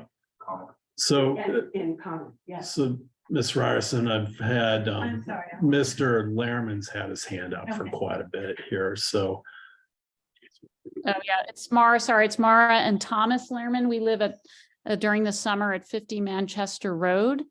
I just want to first say that we're very respectful of all the work that MDI 365 has done to put into solving this issue, the workforce housing issue. But as I told Kathy Miller on a previous conversation, I think you've allotted conservatively maybe 12 cars on that lot. If you think of 6 families and 2 cars per family, you would get to 12. And then as Greg was saying, you know, a shoulder for 6 more additional cars, that gets you to something like 18 cars on less than an acre. So the visual of 18 cars or 12 to 18 cars on less than an acre is really drastically different than any other thing, any other lot on that Manchester Road. I would also say that our primary concern are for children who are biking all summer long from the Northeast Harbor Fleet to the swim club. That is, I would say, a thoroughfare for children on bikes, including 2 to 3 of our own children who routinely bike down Manchester Road. And that lot sits right at a very dangerous curve, which, you know, is hard to navigate. So just imagine 12 to 18 cars right at the beginning of that curve, with all the children biking to and from the Northeast Harbor Fleet to the swim club. So I'd say that's our primary concern.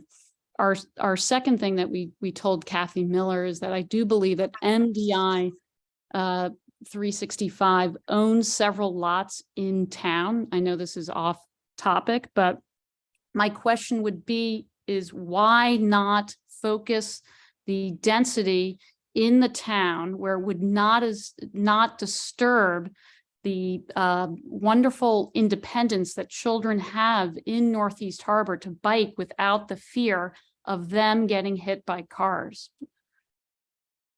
I can make a suggestion. I think the speaker actually suggested the very practice we should undertake, and that is, if we're getting off topic, we should acknowledge we're getting off topic. The questions related to bikes and number of vehicles, my understanding is the applicant presented at the completeness hearing a traffic engineer, and I don't know if that traffic engineer is on. I believe she is, and perhaps she could field the question a bit more in detail. Diane. Yeah. Yep. Did you get that, Heidi? Yes. Yes, so we're projecting based upon ITE data that we use for single family homes, which is generally more than a workforce unit, that this project will generate just 4 to 5 trips per peak hour. ITE also now has bicycle and pedestrian calculations that you can do. And I calculated the bikes and the pedestrians that would be generated, and there'd be 1 pedestrian generated in peak hours by this development and 0 bicycles. So none of these things are going to significantly change the conditions that are out there today. You know, you're talking 4 to 5 more trips per hour, one-way trips on the roadway, which is 1 extra car coming or going every 12 to 15 minutes. So that's not a lot of additional traffic. Diane, could you speak to the origin of the data on pedestrian and bicycle traffic? Yep, it's all Institute of Transportation Engineers. It's all from the trip generation manual, which in the past few years has expanded to not just estimate vehicles, but also estimate pedestrians and bicycles. And there's a fair amount of data for single family homes and residential uses. So that's where that comes from. Does it ever involve like kind of the village context or site specific context? It's not broken down to site specific now. Yeah. It is just an average of the 5 or 6 single family homes would generate this many pedestrian trips, this many bicycle trips, and this many vehicle trips. But the vehicle trips are very well documented over, years and decades of Yeah. traffic That's what- counts and Sorry, development. could you clarify, is what you're saying that the data you're referring to Yeah, so at it's, the town level, not at the site specific level? is that the Lehrman speaking again? Yes, that's the Lehrman speaking. I just wanted to make sure we understood what you were saying, Diane. Is the data that you're referring to at the town level or at a higher level or at the site specific level? This is basically the same. This is the number of trips coming and going. These are the number of vehicles going in peak hours being generated by the site. That's Right. not to say that at night when everybody's home, there won't indeed be, 12 cars parked there if each household happens to have 2 cars, but because you Right. already, I sense, Diane, that the chair is going to recognize the member of the board who has a clarification that she heard from the Lerman's question, and then a question for you. So did you want to clarify that? I didn't have a question. I just, the question of added bicycles, they aren't concerned that this is going to produce children that ride bicycles. The concern is the children use Manchester Road and the concern about the added traffic, but yes, I the guess, added traffic is very minimal, as I said. So, it's 1 car every 12 to 15 minutes. So the added I traffic, guess the whole question I have issue with, because it seems to me that if this town wants to establish that Manchester is a highly trafficked by children on bicycles road, and we don't want additional cars, do we want to institute that no more development should happen? No more dwellings should be created on Manchester? Why are we going after this subdivision for the or safety? should you be looking to implement things like sidewalks where young children do use sidewalks to bike, or widening somewhat to provide some sort of a bike lane or bike buffer? If that's There are other something things that's the town can lacking do. in town right now, it's maybe something that should be considered being added. But this project isn't going to change things significantly, is the point I'm making in terms of traffic counts. Greg? I just wanted a point of clarity, Diane, you could hear me. Those, 1 trip every 12 minutes is in a short duration. What is that duration of that? So peak trips? The peak trips, I'm citing the peak hours, which are the AM peak hour when people are going to work, and the PM peak hour when people are returning from work. Okay, so During that's not, other points in the day, there'll be fewer trips. okay, so that's not continuous throughout the day, so I just No, want to make sure. no, those are in the that- right. That's in the AM commuter peak hour and the PM commuter peak hour. Got Because it. they're work hours. So I just want to make sure that clarity was there. The second part, which was not germane during a completeness hearing, one of the things about bicycle and pedestrian safety is sidewalks. We're aware at the town meeting, the town has funded 4 sidewalks since our completeness hearing on neighborhood road. So those things, which the town can do to help where there aren't sidewalks, have actually happened and increased since that. If you weren't aware that they're working towards better sidewalks on neighborhood road, you could see the warrant articles that address them. Okay. So anyway, I just want to add that to here, which doesn't exist now, but the town wants to. Kathy? And if I may respond, we too take seriously the safety of children, whether they're walking or bicycling, or adults if they're walking or bicycling. And we do see people, there are lots of people in town here who regularly bicycle. And it's a beautiful place to do that, and it's a safe village setting to do that. We have made adjustments. Our original plan did have one of these homes, the original Heel home, using the existing driveway that has been there all along. And that would empty out onto Manchester. We have revised those plans, hearing these concerns about children primarily on Manchester, so that all of these homes on this development would go in and out of one driveway on neighborhood. And we have cited that with enough distance from the corner to address safety issues, so that there's visual site views to take into that consideration. I think that we all, we're all concerned, and I think that there are other spots in town that we can point to that have lots of kids on bikes and strollers and skateboards in a small and confined area. And everybody, if you're there, you understand that people are there. This is your neighborhood and you already have that kind of concern. And I'll just remind people of all those signs out there that said, drive like your children live here. What for other people going past. So if people are living there, they are already very cognizant of children and safety issues. Miss Kelly, you've had your hand up. With all due respect to Ms. Morabito, Betsy Kelly, 22 Neighborhood Road. I really think it's time to slow down a minute and have a site-specific traffic study done in the middle of the summer when you see groups of 8, 10, 12 kids pedaling as fast as they can between the swim club and the sailing club. It is a major thoroughfare for kids in the summertime, and I do not think that the manual that you are using is going to give you the information that you need. I think the planning board needs to do a site-specific study in the middle of the summer before they say that this is a safe environment for such a dense cluster. And again, I too am completely engaged and in support of filling up the local elementary school with lots of kids and having lots of workforce housing units in town. It's not that, it's the density of this particular site is kind of crazy, I think. If you think about the number of kids that are going to be in danger if there are an additional 12 cars plus all of their summer visitors on that site. So I think that's something. Yeah. Can I just respond quickly? Yes. So Yes. we did obtain the traffic volume data from DOT, which did do recent counts on Neighborhood Road and Manchester Road under peak summer conditions in July.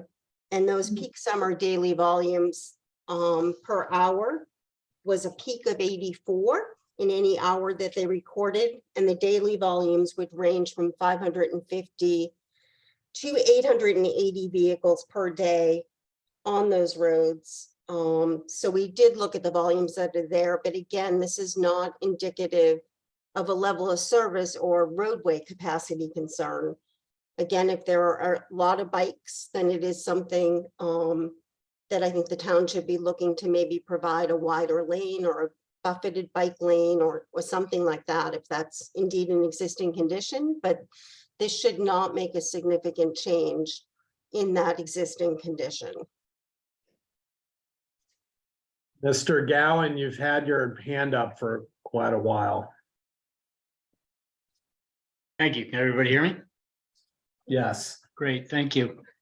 James Gowan, 25 Manchester Road. We are butters, and we often walk by the Heel property in the morning, and it's going to be great to see some lights on there. And very excited about having some year-round families there. And I think the intent in terms of getting the number of families here is terrific. So we really applaud the hard work and the efforts that organizations like the Island Housing Trust and MDI 365 are doing. We appreciate that. So thank you. I guess I wanted to understand a little more about the sort of the practicalities of 32 people in this. I think it's 0.79. Is that correct? Acre lot? 0.90. 0.90. 0.90. I apologize. Great. So I guess I'm just trying to understand for practicalities, the sort of the density of having, let's say 32 people, if up to 32 people in this 0.90 lot, up to 12 cars, perhaps more as discussed, if that ratio might be off in terms of number of spots per residence.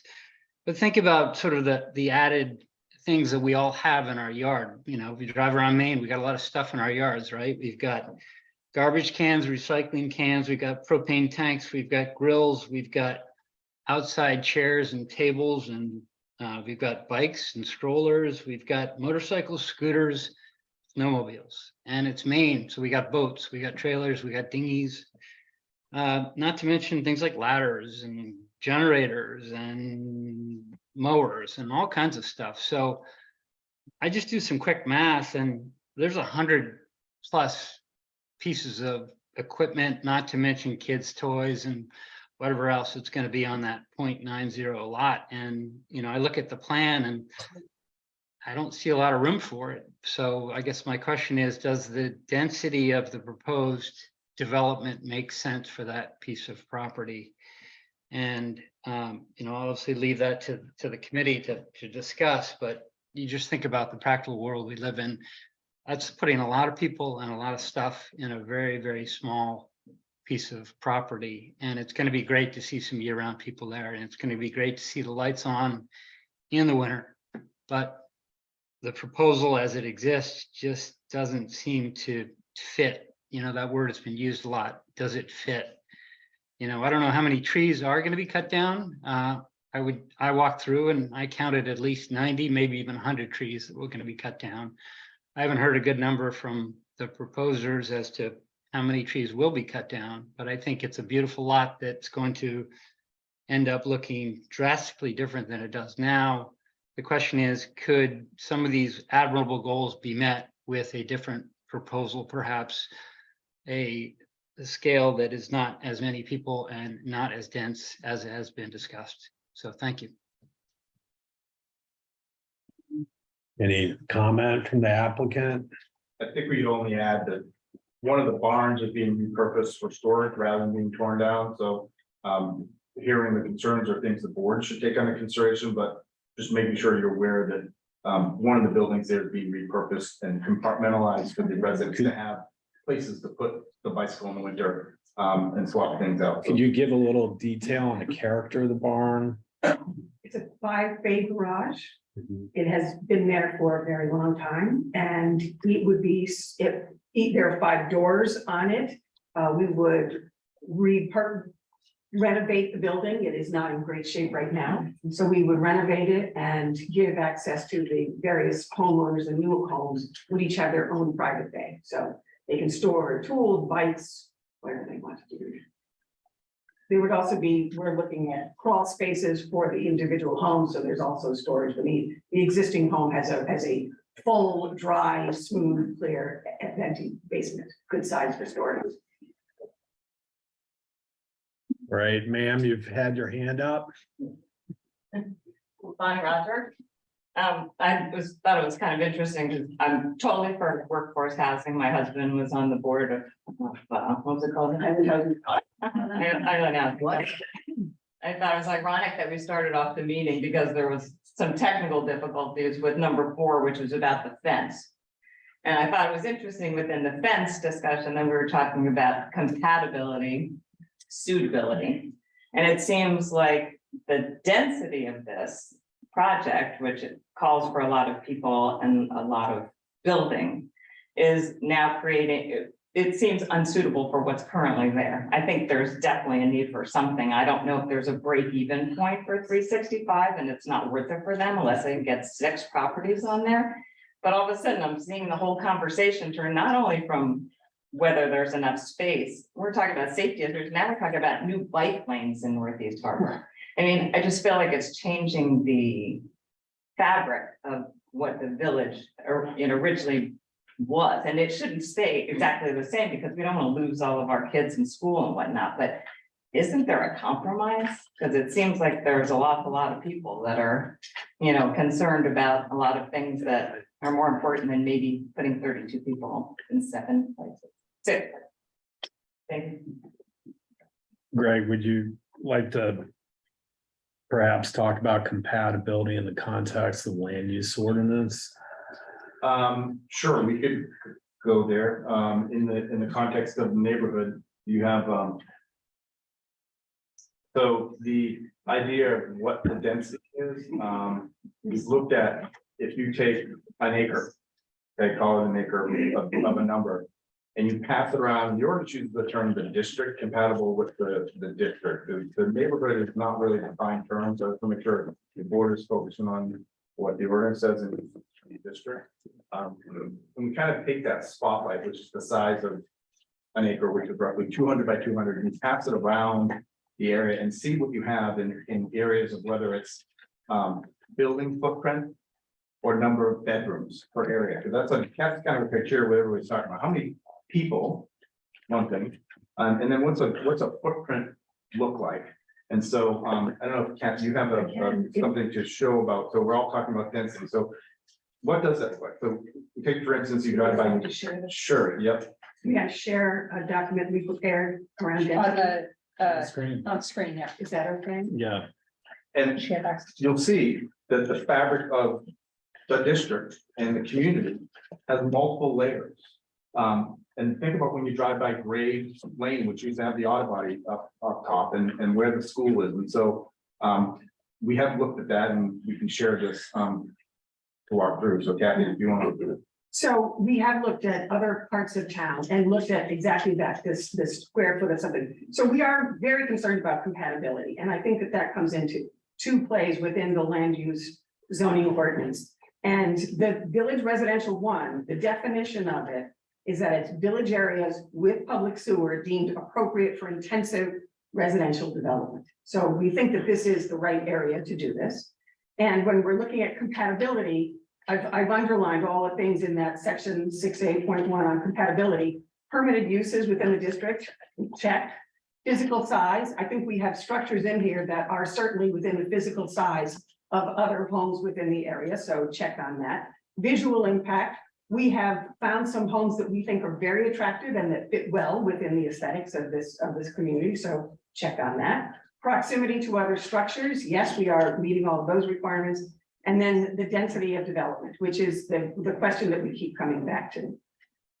So when we're looking at density comparisons, we've made a review of other parts of the village of Northeast Harbor and trying to make a comparison and of homes. So we're talking about a structure that has a bedroom in it.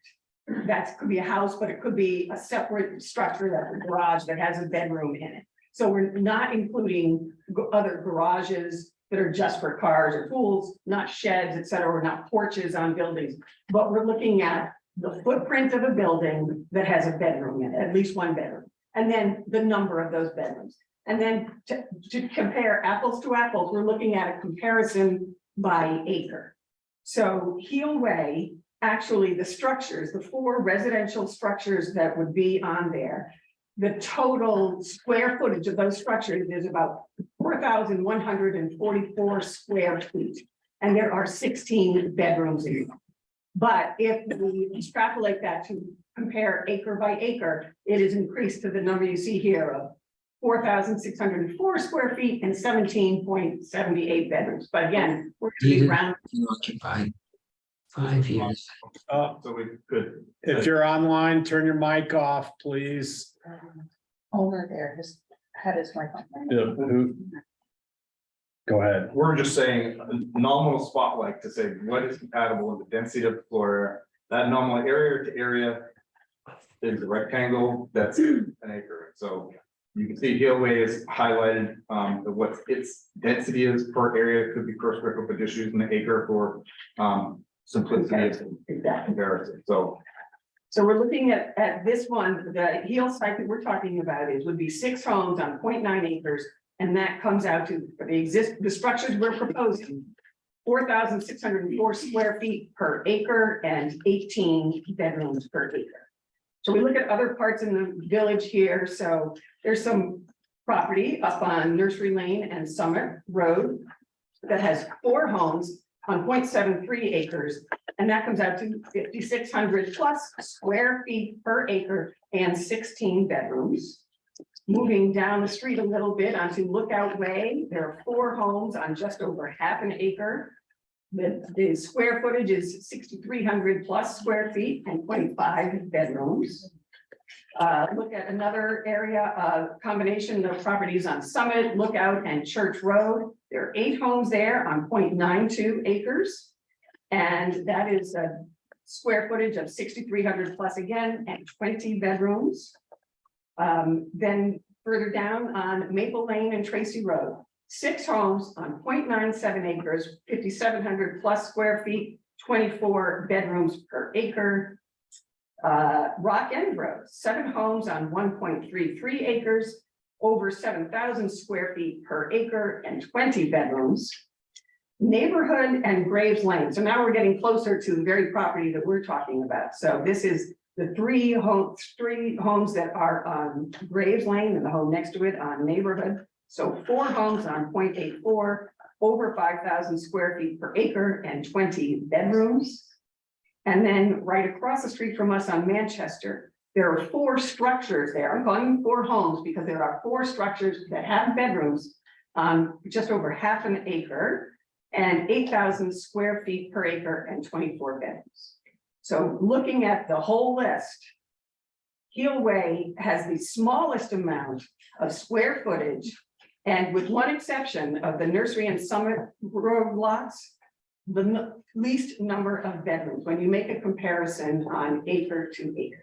So by that standard, I think that we can demonstrate that this lot, it may seem dense to some people, but when you look at the footprint of the buildings that have a bedroom and the number of bedrooms, we are completely compatible with other parts of the Village Residential 1 area. Ma'am, you had your hand up. And please. Aaron Reed, I'm on Neighborhood Road. And this is, I won't get this right, I should have written it down, but I know in the preamble of the town ordinance, it states, I think it's when you're making changes that you make an effort to maintain the character of the existing neighborhood and stated in that fact. And this, to me, changes that. I'm not against the whole thing. I am, like so many others, the density. If there were 4 units, all for it. But if there are 6, I think it's too much. Mr. Walmsley, you had your hand up. Yeah, I just want to say, I think it's a specious argument because sure, there are clusters of density in town. I understand that. But this argument would justify replicating this all over town. Just because there's some doesn't mean you can add to them without beginning to affect the fabric of the town. So, and particularly when you consider that you're injecting an area of density into an area that is not dense right now. So, you know, this has a precedential implication too, because if you buy this argument, then you cannot make a density argument in the future. Because you've accepted the idea that yes, there are some areas that are dense and therefore adding to them is fine. Miss Smith online, you've had your hand up. June Smith, it's your turn. You're up. I have a question. As far as the workforce is concerned, I've seen other properties like this in Vermont where actually low-income housing residents have tried to sell their property and they have not been able to get any equity out of their property over an existence of probably 20 years. And they're actually suing the town because essentially they don't own the land. So I don't understand the transfer later on when they would choose possibly to leave, or whether, you know, how long can they stay and what happens to the lease when it's up? What happens to that land? Can it go back to a different zoning area? I mean, can it go back to less density there, or what will happen to the residents when they choose to? I think equity in the long term, do they have a path to ownership? That's my question. There is ownership. The structure of this is a condominium arrangement. That's the legal structure. So a homeowner is a member of the condominium and the homeowners association. They own their own unit completely, and they have shared ownership of the land, the whole lot of land. And so when they sell, there is no lease involved in this arrangement. They own it. And when and if they ever determine to sell it, they sell their ownership and their portion of the condominium to the next eligible homeowner. Right. And I do know that that this happened in there is an Well- example of people who have sold and have certainly increased, their property values have increased, and they have built up equity in their property and gained. In the structure, process, yeah. equity is gained in the structure and the confines of the covenants, but the land remains in common. But it doesn't gain, the equity does not go to the workforce as much as you would think, because they can't get that equity because they don't own the land. But that, if I could just suggest, that's a policy argument. And the board's not here to determine the future policy of the town. The Right. board's here to apply the standards to an existing application, so we're getting a bit far afield. Can I ask the board to make sure you ask the applicant that the presentation on compatibility, which was shown on screen, can that be printed and submitted to the board so that the public has access to that? That'd be great. Thank you. I think just one quick. I think the answer to the ordinance was whether or not there are covenants in place to address the workforce, which the ordinance requires that it's a workforce entity. And I think that's where all this started on the policy. So not to say the discussion isn't part of the evidence of the record, because I think it's important. And I think the applicant has demonstrated in the application, you have evidence of policy of a qualified workforce housing. You have a means of that. And I think that's what I just want to point out for the board. Martha, you had your hand up. I would like to speak in support of the MD 365 affordable housing development, Yes. which is a small but important step to restore year-round housing in the village of Northeast Harbor. In recent years, our housing stock has been depleted. It's been bought up and transformed into summer homes, torn down, and big summer homes have been built in what were formerly very modest neighborhoods. And a lot of housing has been transformed into short-term rentals, which we're trying to address. Prices in this town have increased so that it's no longer affordable for young families starting out, or for the people who work in our town government, who run our library, who teach in our schools, and who keep us safe fighting fires, policing our roads, and working for the ambulance. Some people complain, and have complained here tonight, that this project is going to change the neighborhood. That neighborhood has already been changed. And the town is changing. A lot of our old friends have died or have moved away or sold their homes. And large houses dominate what were once very modest roads and neighborhoods in our town. The community is always changing. But our comprehensive plan passed by the people of this town is intended to encourage this kind of development, this kind of density. We need it. And for those of us who live here and the people who want to live here and need to live here, this small but significant step will help to preserve our year-round community, which we love. And I, for one, am very grateful for this investment in our town. Thank you. Beth. Yeah. Me? Oh. Yeah. Barbara, sorry. I just, when you did all that, that you were showing of the compatibility, how many of those houses were two family? At least one of them had triple occupancy. Okay. So there is that in here already. Also, I just want to say that my questions and all, I really, Kathy, I admire what you have done. It's amazing what you have accomplished, working for MD 365. And I totally agree with Martha. We do need that. One of the concerns that I have though is that these houses should be for people who work for the town of Mount Desert. And I'm hearing over and over again that there are other people who could live in these houses. So I don't know if you have that in the covenant, but I just wanted to bring that up, but I fully support it. I just think the density, and if you look at people who are living on that property, and are they going to be happy with that density? I don't know the answer to that, but it's going to be tough for them. 32 people on that little lot. That's all I wanted to say. Wait, so, sir, you've had your hand up. Thank you. Grady Burns, attorney for the others. I just, and I apologize for continuing to interject here. It's important to get these things on the record.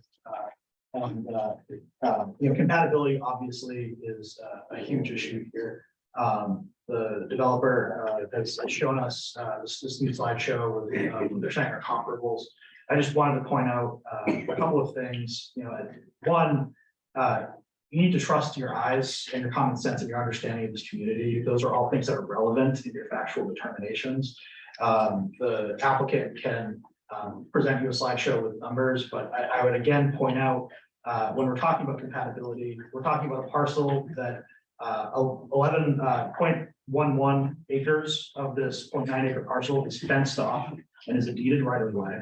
So already we're talking about a smaller denominator that they are talking about in their slideshow. Additionally, one thing I doubt these other developments have is the amount of entrance, access way and parking dedicated to these parcels. This is simply a different type of development in kind from the other developments that we see in this community. And again, it's this form over function question where you have what are 6 parcels, a street, 6 parking lots, and no yard space, and no, none of the things that you would associate with the single family residential structures that exist in this neighborhood and in this district. So when we talk about compatibility, it's a holistic examination. Density is one of the things that you need to look at. But I would encourage you to look past the numbers that were given to you by the applicant and look at this site itself, look at the developable space on this site and think about the density that is being presented holistically and not just the square footage of the structures themselves. The square footage they quoted also did not include, I believe, the garage that is also going to be on the site. We're talking about packing in a full subdivision into this single family lot. Thank you. So, those comments trigger a comment that I have as to the legal standard of compatibility. The law court has said more times than I can count in the last 30 years. If a standard is so subjective that it essentially delegates to the authority, delegates authority to the planning board to substitute its own subjective judgment for that of the legislative body, that's an impermissible delegation of legislative authority. And this notion that you're going to do a visual assessment and do a holistic analysis suggests to me that you're importing stuff. You could be authorized by this standard to import your own subjective judgment for the town meeting. That's not permissible under the law. So I just caution that the discussion just now triggered my recollection. I needed to caution the board. Your compatibility standard may go too far, and you may want to be careful about how you apply it in the context of this project. I would not understand Attorney Hamilton to be telling you that your ordinances are unconstitutional. That would be an odd thing to hear from your own attorney. However, there are specific standards within your compatibility standard that point you to a holistic analysis. I will point them out to you. Physical size, visual impact, proximity to other structures, and density of development. Those are criteria that can be given quantitative and specific analysis. And that is what I'm encouraging you to do. Again, the comparables matter here when we're talking about compatibility. And I would encourage you, again, to look at this site as it exists, as what is proposed, and in relation to the community as a whole. Thank you. Just, ma'am, you've had your hand up. My name is Gail Marshall. I live in Mount Desert year-round. I have lived for my entire 7 years on the coast of Maine year-round. I have watched fundamental ongoing change. I lived in Mount Desert, the island Mount Desert, for the last 40 years. I have watched ongoing fundamental change to the character of our communities, and it's consistent with Ms. Desmond's statement. Our communities have already significantly changed and changed to the detriment of people who need to live and work here in order to support all the rest of everyone else who's here seeking. And I think that challenging this on the density is a matter of your choice. You choose to make those challenges. I am sure that the people who would be eligible to live in workforce housing would rather still have their own little houses in the streets of Northeast Harbor that have been, where they've been bought out and then grandized, that nobody can afford anymore. So in some ways, I feel this challenge is like blaming the victims. We have to change the way in which we look at the use of property here to house people year round. I've served on a school board for a total of 10.5 years. I've watched the school, I've sent my child here. I've watched the schools drain. And there's only one reason, and that is because people can't afford to live here. We are at the point where we're actually going to need to consider whether or not we can continue to have this school even exist in its current form, because it's becoming a little bit too empty. So you have a choice to make. Do you challenge this because it's too dense and blame the people who have no other choice but to live in that situation? Or do you recognize that that seasonal residents are in fact part of the problem here? And that you need to participate in a solution that matches the circumstances in which we find ourselves. Thank you.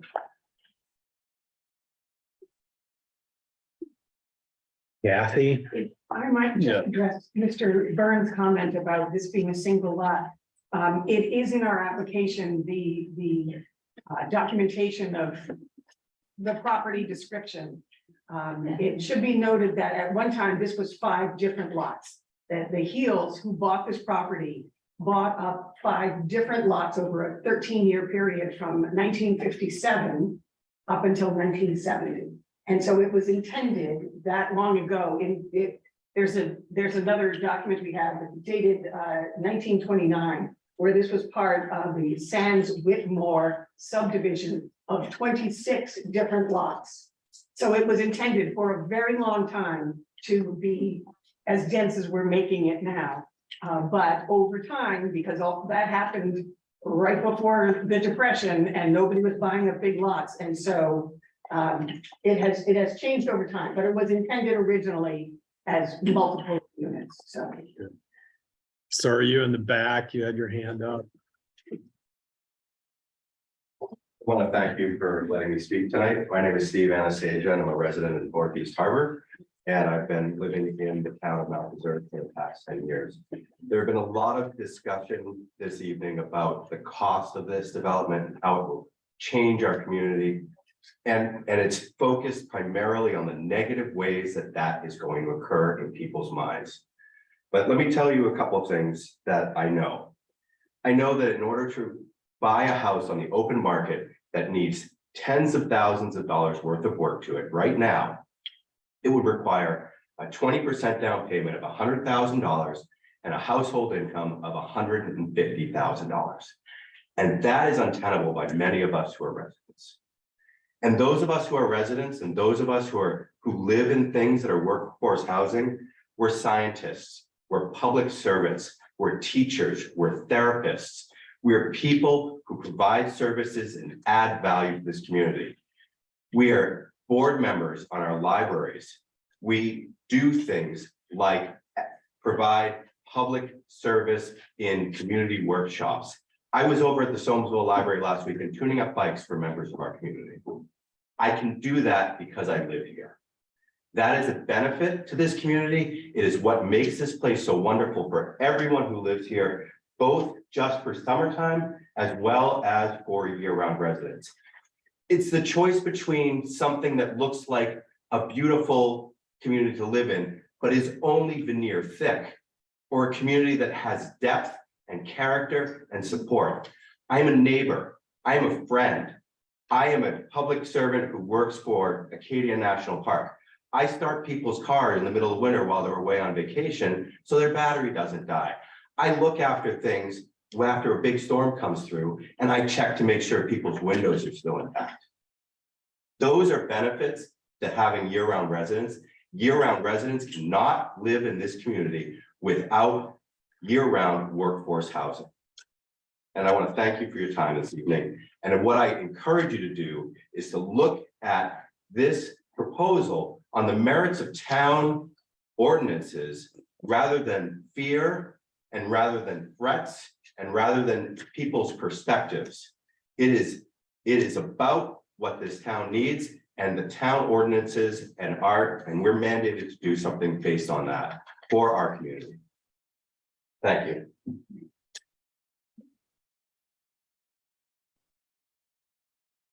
So Tim, could you just cycle through really quick?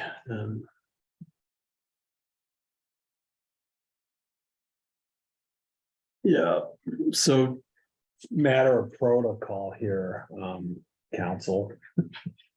So the planning board has historically had a 9 o'clock cutoff time, as nothing ever seems to be productive after that point. So I'm sure all the planning board members and here, and including Dave Ashmore online, are keenly aware of that. Right, Dave?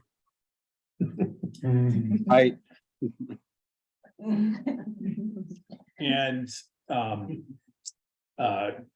question for council. Here we are, still in the midst of the public hearing, approaching 9 o'clock, 8:35 at the moment.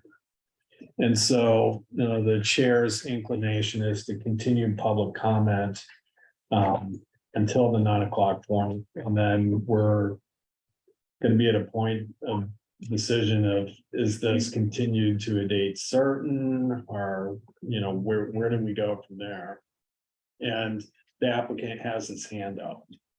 I think Listen to a suggestion first. Yes. It was a question for council, but if you want to answer first, it's fine. Yeah, the thought I had was that I actually think this has been a very robust discussion and a very good public hearing.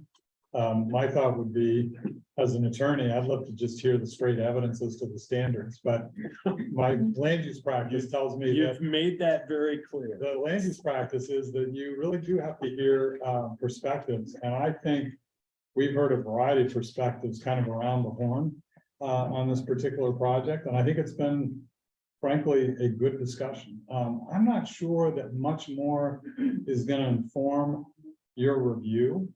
And I think what you have to do is get back to your standards and the application at some point. And so I think you should endeavor to let the public wrap up, close the public hearing, but then there will be a question of what does that 30-day time frame look like from tonight? And the question in part is a consultation between the applicant, the public, and the board. And that is, does the applicant think that they could get a final plan application? And hold on, everybody, I'm not suggesting that the board is inclined. I'm just giving the board the capacity to do a review of the final plan application, because we've talked about the cadence of the ordinance. It assumes that after the public hearing, there's a final plan that gets submitted, okay?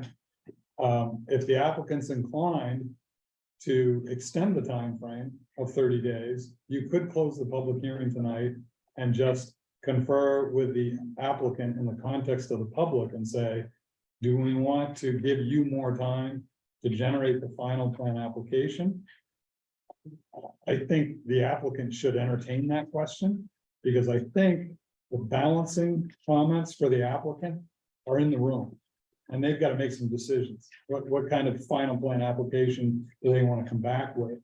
But the bottom line is, what you think you could get, what you should get, what you would get is really not relevant.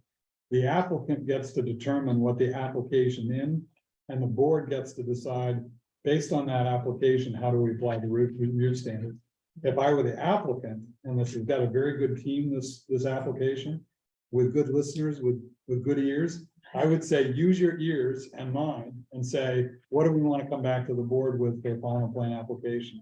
So looking at this comprehensively and now shortening it to a very short answer to your short question, I would say, let's entertain a discussion now about whether the applicant is inclined to get a final plan application back to you within 30 days of tonight, if you were to close the public hearing. If they insist on that approach, I would advise them, take a breath, think about whether you want to give the board more time than 30 days. As I looked at your subdivision ordinance, it does allow mutual agreement between the board and the applicant to extend that 30-day time period. It's a little bit different than state statute, but I think it's wise because I think you've had the full range of legal, policy, perspective, discussion, arguments that will inform your judgment once you get the final plan application. And I think in part, it's the question to the applicant, what would you like to do? Because I don't think you're gonna get much more from the public than the great variety of comments you've already heard. So I'd turn it to the applicant and ask Kathy, Greg, others on the applicant team, what are you inclined to do if the board were to close the public hearing tonight by 9 o'clock? Just, I see your hand, ma'am. Just hold on a second and let's put that question to the applicant. What would you like to So do? we've discussed this, and we're clear on the ordinance, and we know we have 30 days once you close the public hearing. So for our perspective, I think we've got a productive public hearing, and in fact, been multiple instances of public input through the process, and we've had substantive review, both completeness and substantive review tonight at the public hearing, based on And sketch plan. and sketch. I feel that within 30 days of you completing the public hearing, which we would endeavor for you to do so tonight, we would add anything to the final plan that would foster the review of the standards for the board at the next hearing. We don't have any issue with 30 days, but we actually endeavor the board to complete this public hearing, under its time frame that normally operates. Can I just put out there that I guess I don't know how we had this conversation without. I guess the only thing relevant to the specifics of the ordinance and following the calculations that was raised that makes me question it was the discussion of not calculating roadway so that the lot came smaller. So Then there's a bit of conflict in your land use ordinance definition of lot area versus the provision in your subdivision ordinance that says when development involves a workforce project, you consider the entire parcel. There's a conflict internally between the two ordinances, if you follow me. And it's up to the board to resolve that conflict. I could give you my advice. And that is, I think you can talk more with the applicant. I would in particular want to engage further conversation with Noel because you have some good questions. Noel had some good thoughts. I don't think the density calculation discussion is done. And so I would suggest to the applicant, they not think that conversation's over even when you close the public hearing, because the board can ask more questions about that. That's what my concern. Right. Yeah, I was gonna echo that deliberations and compliance review is ongoing. And certainly comments and questions are gonna continue. So I just wanna make sure that's clear. Final plan also can incorporate stuff we've heard along the way, just like sketch, just like completeness. And the final plan will extract more questions and comments from you that are the product of our discussion tonight. So just to circle back. I'd like to make a suggestion. Yes, Dave. Good to hear from you. Huh?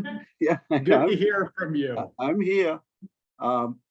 Since we are short a few members on the board, and we've never had a situation where we didn't have a quorum, but we just had one a couple of weeks ago. So I think we should take that into consideration.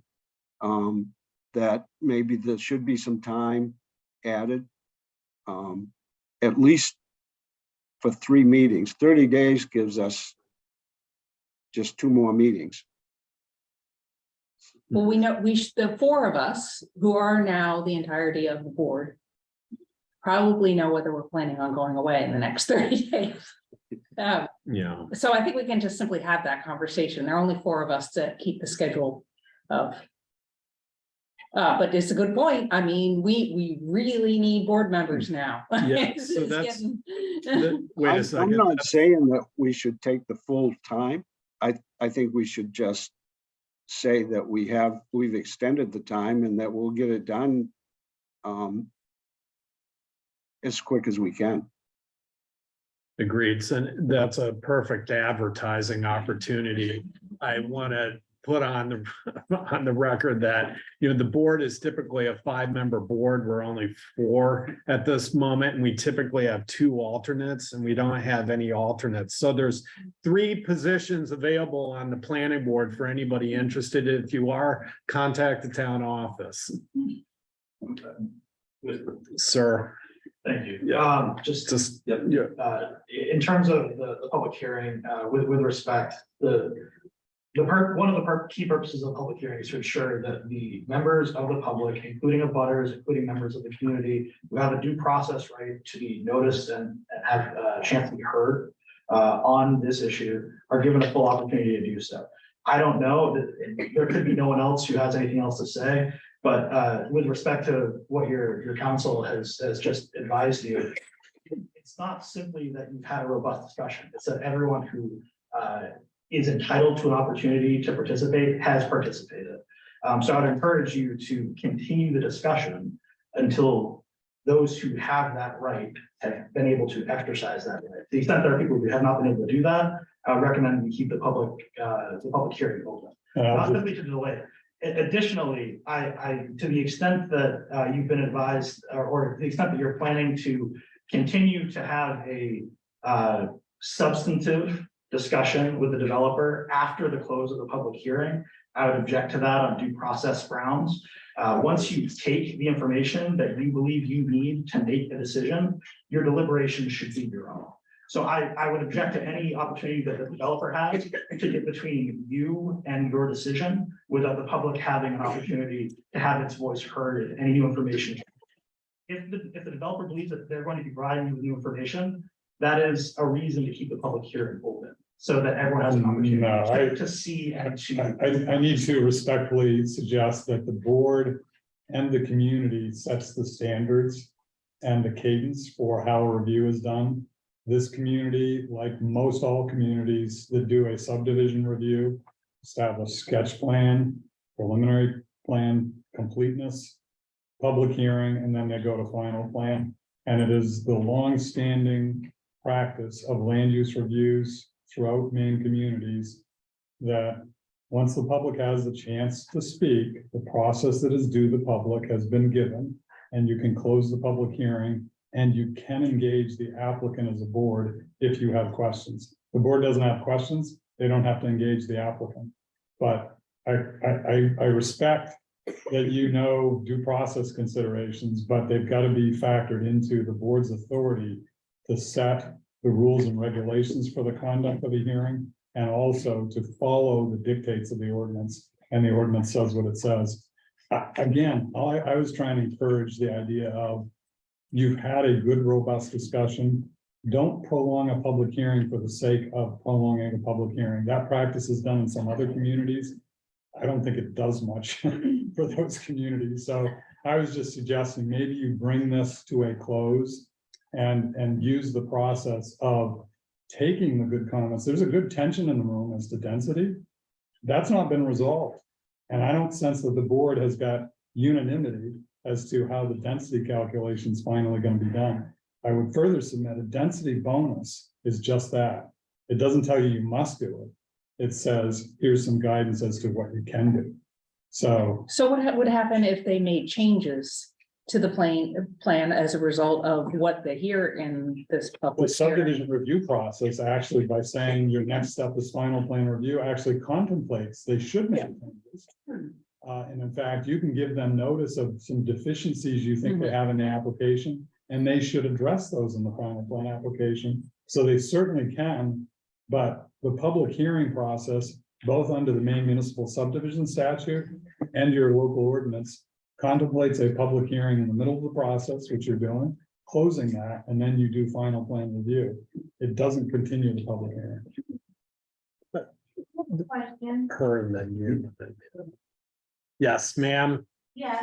Your name? Sylvia Gage, and I was wondering, the question seems to be density. And I live in that neighborhood also and have young grandchildren. And I'm wondering what's happened to the property behind the library that was bought many years ago, but has still not been developed? And why can't some of the people that are planning to be in that in on the Maine with 6 families be moved over, a few of them to that spot. Greg. The chairman, just for the sake of time, and I think we're getting to some points, we're trying to stick to what's in our application. The one behind on Summit Road behind the library is not part of the application. Kathy may entertain some questions individually for those people outside of all of our time, so I encourage them to do so. Relative to the question of timeframe, the ordinance actually says we need to submit within 30 days. And then the board makes a decision within that 30-day of public hearing. So when you set that hearing isn't regulated by us submitting, we can submit between now and that 30-day period, and you can set the meeting. So however you get your numbers that you're saying with the quorum. We have the flexibility to extend that. That's right. So let's just go to the ordinance, because I think we're getting a little confused in that colloquy back and forth. And so let's just go back to the rules of the game in the ordinance. 4.8. On the subdivision. ordinance? Yes, on page 9 of 23 of the subdivision ordinance. Thank you for the question. It says board decision on application. The board shall within 30 days of the completion of a public hearing, or within 60 days of having received a completed application, which I is later. Your public hearing is later, I think, in this context. And then it goes on to say, or within such other time limit as may be mutually agreed to. I was suggesting to the applicant that you've had a good public hearing, there's been robust discussion. You've got some things to think about. Why don't you give yourself and the board enough time so that you could come to a meeting and get through a final plan review, as opposed to having to hurry within 30 days. It's got to be mutually agreed to, which means both the board and the applicant need to agree to the time frame. But you can do it. I think what I was suggesting or understanding the same is it says the board within 30 or 60 of the completeness would render a decision. And we have 60 days to submit. What I'm saying is we could submit the final plan within your limiting 30-day window or have more time, but I'm making you aware that that 30-day window, based on the feedback we have, is not a challenge for us. Okay. Sir. So abutters have specific rights. We'll set aside the members of the public and the nature of the public hearing. To the extent that the developer is going to be submitting an updated or revised plan, we would, the abutters, those who have a legal interest in the outcome of this decision, would ask to have time to review and to comment, whether written or verbal comment, to provide to you as a board prior to your consideration of that changed application. Not providing people with a right to appeal the opportunity to do that implicates their ability to preserve their audience. Again, would implicate due process. So again, if things are being submitted by the applicant that change the nature of this application, those who abut this property have a right to be heard as to that changed application. I would just ask for that opportunity. Whether So, Attorney Burns, here's the inflection point. I agree with your suggestion to both the board and the applicant that you give an opportunity for the applicant to get something submitted. I don't think the applicant should feel hurried. And I think you should probably make those materials, as you have to do in a public review process, make those materials available to members of the public, including abutters who want to come in and see them. And I'm often accustomed to hearing in land use proceedings, the A word, appeal. And I'm not either concerned or intimidated or impressed by the word appeal, but you're absolutely right. There is the right to take an appeal. In the case of a subdivision approval, does the review go to the Board of Appeals or to Superior Court directly? I think it says Superior Court. It should say in the ordinance. Yes. Yeah. So if somebody wants to take this project to Superior Court, they can. What I suggest, and I'm saying this based upon, as a few folks in this room know, a few years of land use practice, is you've got a perfect point of inflection here for this project. I think, based on everything I've heard in this room, this is a doable dynamic if you listen carefully and you get ready to think as an applicant about how you're gonna do this. The word appeal is always gonna be out there. We're you know, that's the reality. But what I think may make sense is for the applicant to take a quick break, maybe 5 minutes, consult as a team and ask yourself, will you give the board 60 days from the close of the public hearing tonight, if we can get there, so that there'll be ample time for you to think about what was said tonight, make any adjustments you want to, it's your choice, your applicant. Get something filed within 30 days, which Mr. Johnston says can happen. Give the public a little bit of time to look at it, give the board a chance, and come back to this roughly by, I don't know, August 14th. And be ready for a final plan review. I don't Does think that's. the 30-day window of opportunity, we have to have a decision, right? But if I'm thinking. that Unless there's an extension agreed to. Yeah. Okay, so if the next meeting that we do this, we review the final, do the final review. Right, That it runs over the meeting, right, then we can all agree that we make time for another meeting. yeah, yeah, that's all I'm trying to do. So we just need the next meeting to be Because- within that time. Because a very good attorney in the room, and he said he wants a little bit of time for his folks to be able to review it. People bring appeals usually when they feel. Talking about an agreement to extend it. Who is that? Really impressive, attorney for. Someone's got their mic on, so turn it off, please. Owner. Yeah. Owner. So can I say one thing? So there have been instances when we have closed the public hearing and we've moved into compliance review where new information has been submitted. And we have allowed the direct abutters that new information is relative to comment. The board can elect to do that. I suggest to you, with as many sessions as you've reviewed this project, you should be careful not to set a procedural approach quite yet. But I won't disagree with you that if you decide in your discretion you want to hear from folks, you can.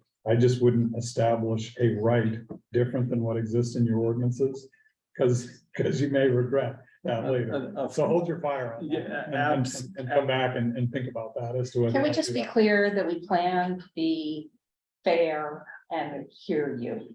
And if the procedure isn't quite clear, we're not planning on cutting you off unfair. I think one of the things that the board takes a lot of pride in over the years we've all invested in this process is that it's a human process. Sure. And that would be all the above. Yes. That's good. So Thank you, Ken. here we are, 8:57. We're right at the. I think you should accept a motion to close the public hearing and see what happens. Can we have one more hand? I don't know if that. One more hand.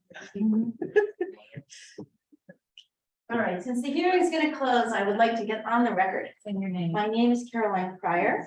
My husband and I, David McDonald, we live in Mount Desert. My husband grew up here, went to the elementary school, former president of Friends of Acadia. I've lived here for 40 years, raised 2 children, chairman of the school board. And I've been listening to the testimony and I just feel like I need to add something. I support the comments about year-round housing, and I want to say to Mount Desert 365, thank you for amending and revising your application. To the town, I really support infill development. It's not okay to just have affordable housing up in the wetlands at the head of the island. That's not the only place we need to solve for. It needs to be in Seal Harbor, it needs to be in Stonesville, it needs to be in Bar Harbor, it needs to be in Northeast Harbor. That's what infill development is, and we are set up for it with our plan and our ordinances. We support the maximum that can be developed on this property. And the reason is because we have a crisis. In the short few years since I have rotated off school board, we have lost 60 children from our school. We have teachers who commute insane travel distances to teach here. And I would like to say to the neighbors who oppose this, and if you're thinking about appealing, please don't do this to our community. We need this. We don't need any more delays. This project and our community doesn't need any more expense, because ultimately it just makes the homes less and less affordable. So I think it's a great project. And I think it does fit in with the character of the community. And I think that's enough, and it's 9 o'clock. Thank you very much. 8:59. Anybody? Do we want to give one more shout out to see if anybody, oh, there's One more hand on the Zoom. on Zoom. Hi, Tracy? hi, Tracy Aberman, year-round resident, 365 Sound Drive. Just very quickly, before it turns 9 o'clock, I think It's there's 9 room, there's, o'clock, Tracy. oh, forget it then, I have nothing to say. No, I just, all I wanted to say was just there's room for compromise. To have less buildings on this lot does not mean you don't support workforce housing. It just means it fits better on the lot. And it doesn't mean that we don't want workforce housing everywhere on the island. It just means this particular project feels extremely dense. And that's okay. It's okay to say we're going to build or approve 3 different houses, 3 different residents for year-round workforce housing instead of 6. It's not a do or die. Everybody's making it seem like if you want less housing, you're against workforce housing. That is not the case. So I just believe that there's a compromise to this, and I don't really understand why it has to be one or the other. That's it, 9 o'clock.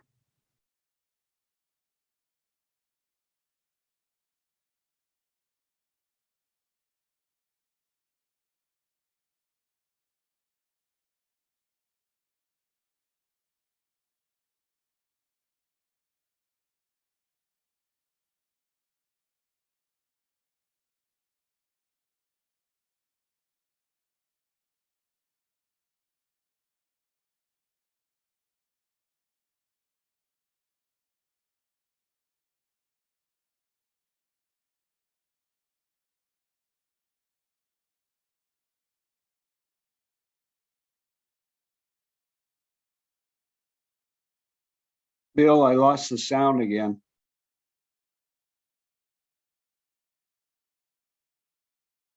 Yeah, we lost the visual too.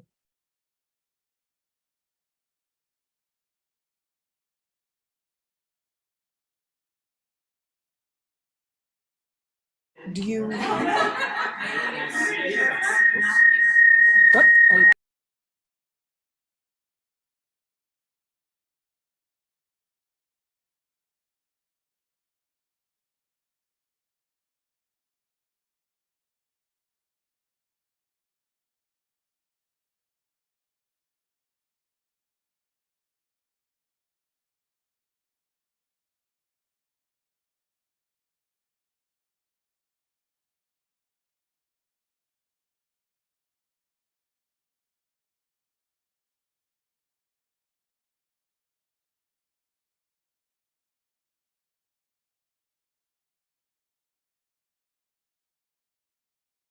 Yeah. You see this, that's the problem.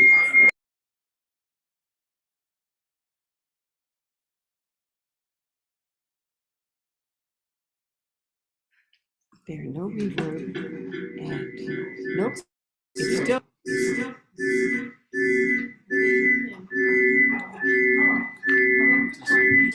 Wait, Ben's gonna put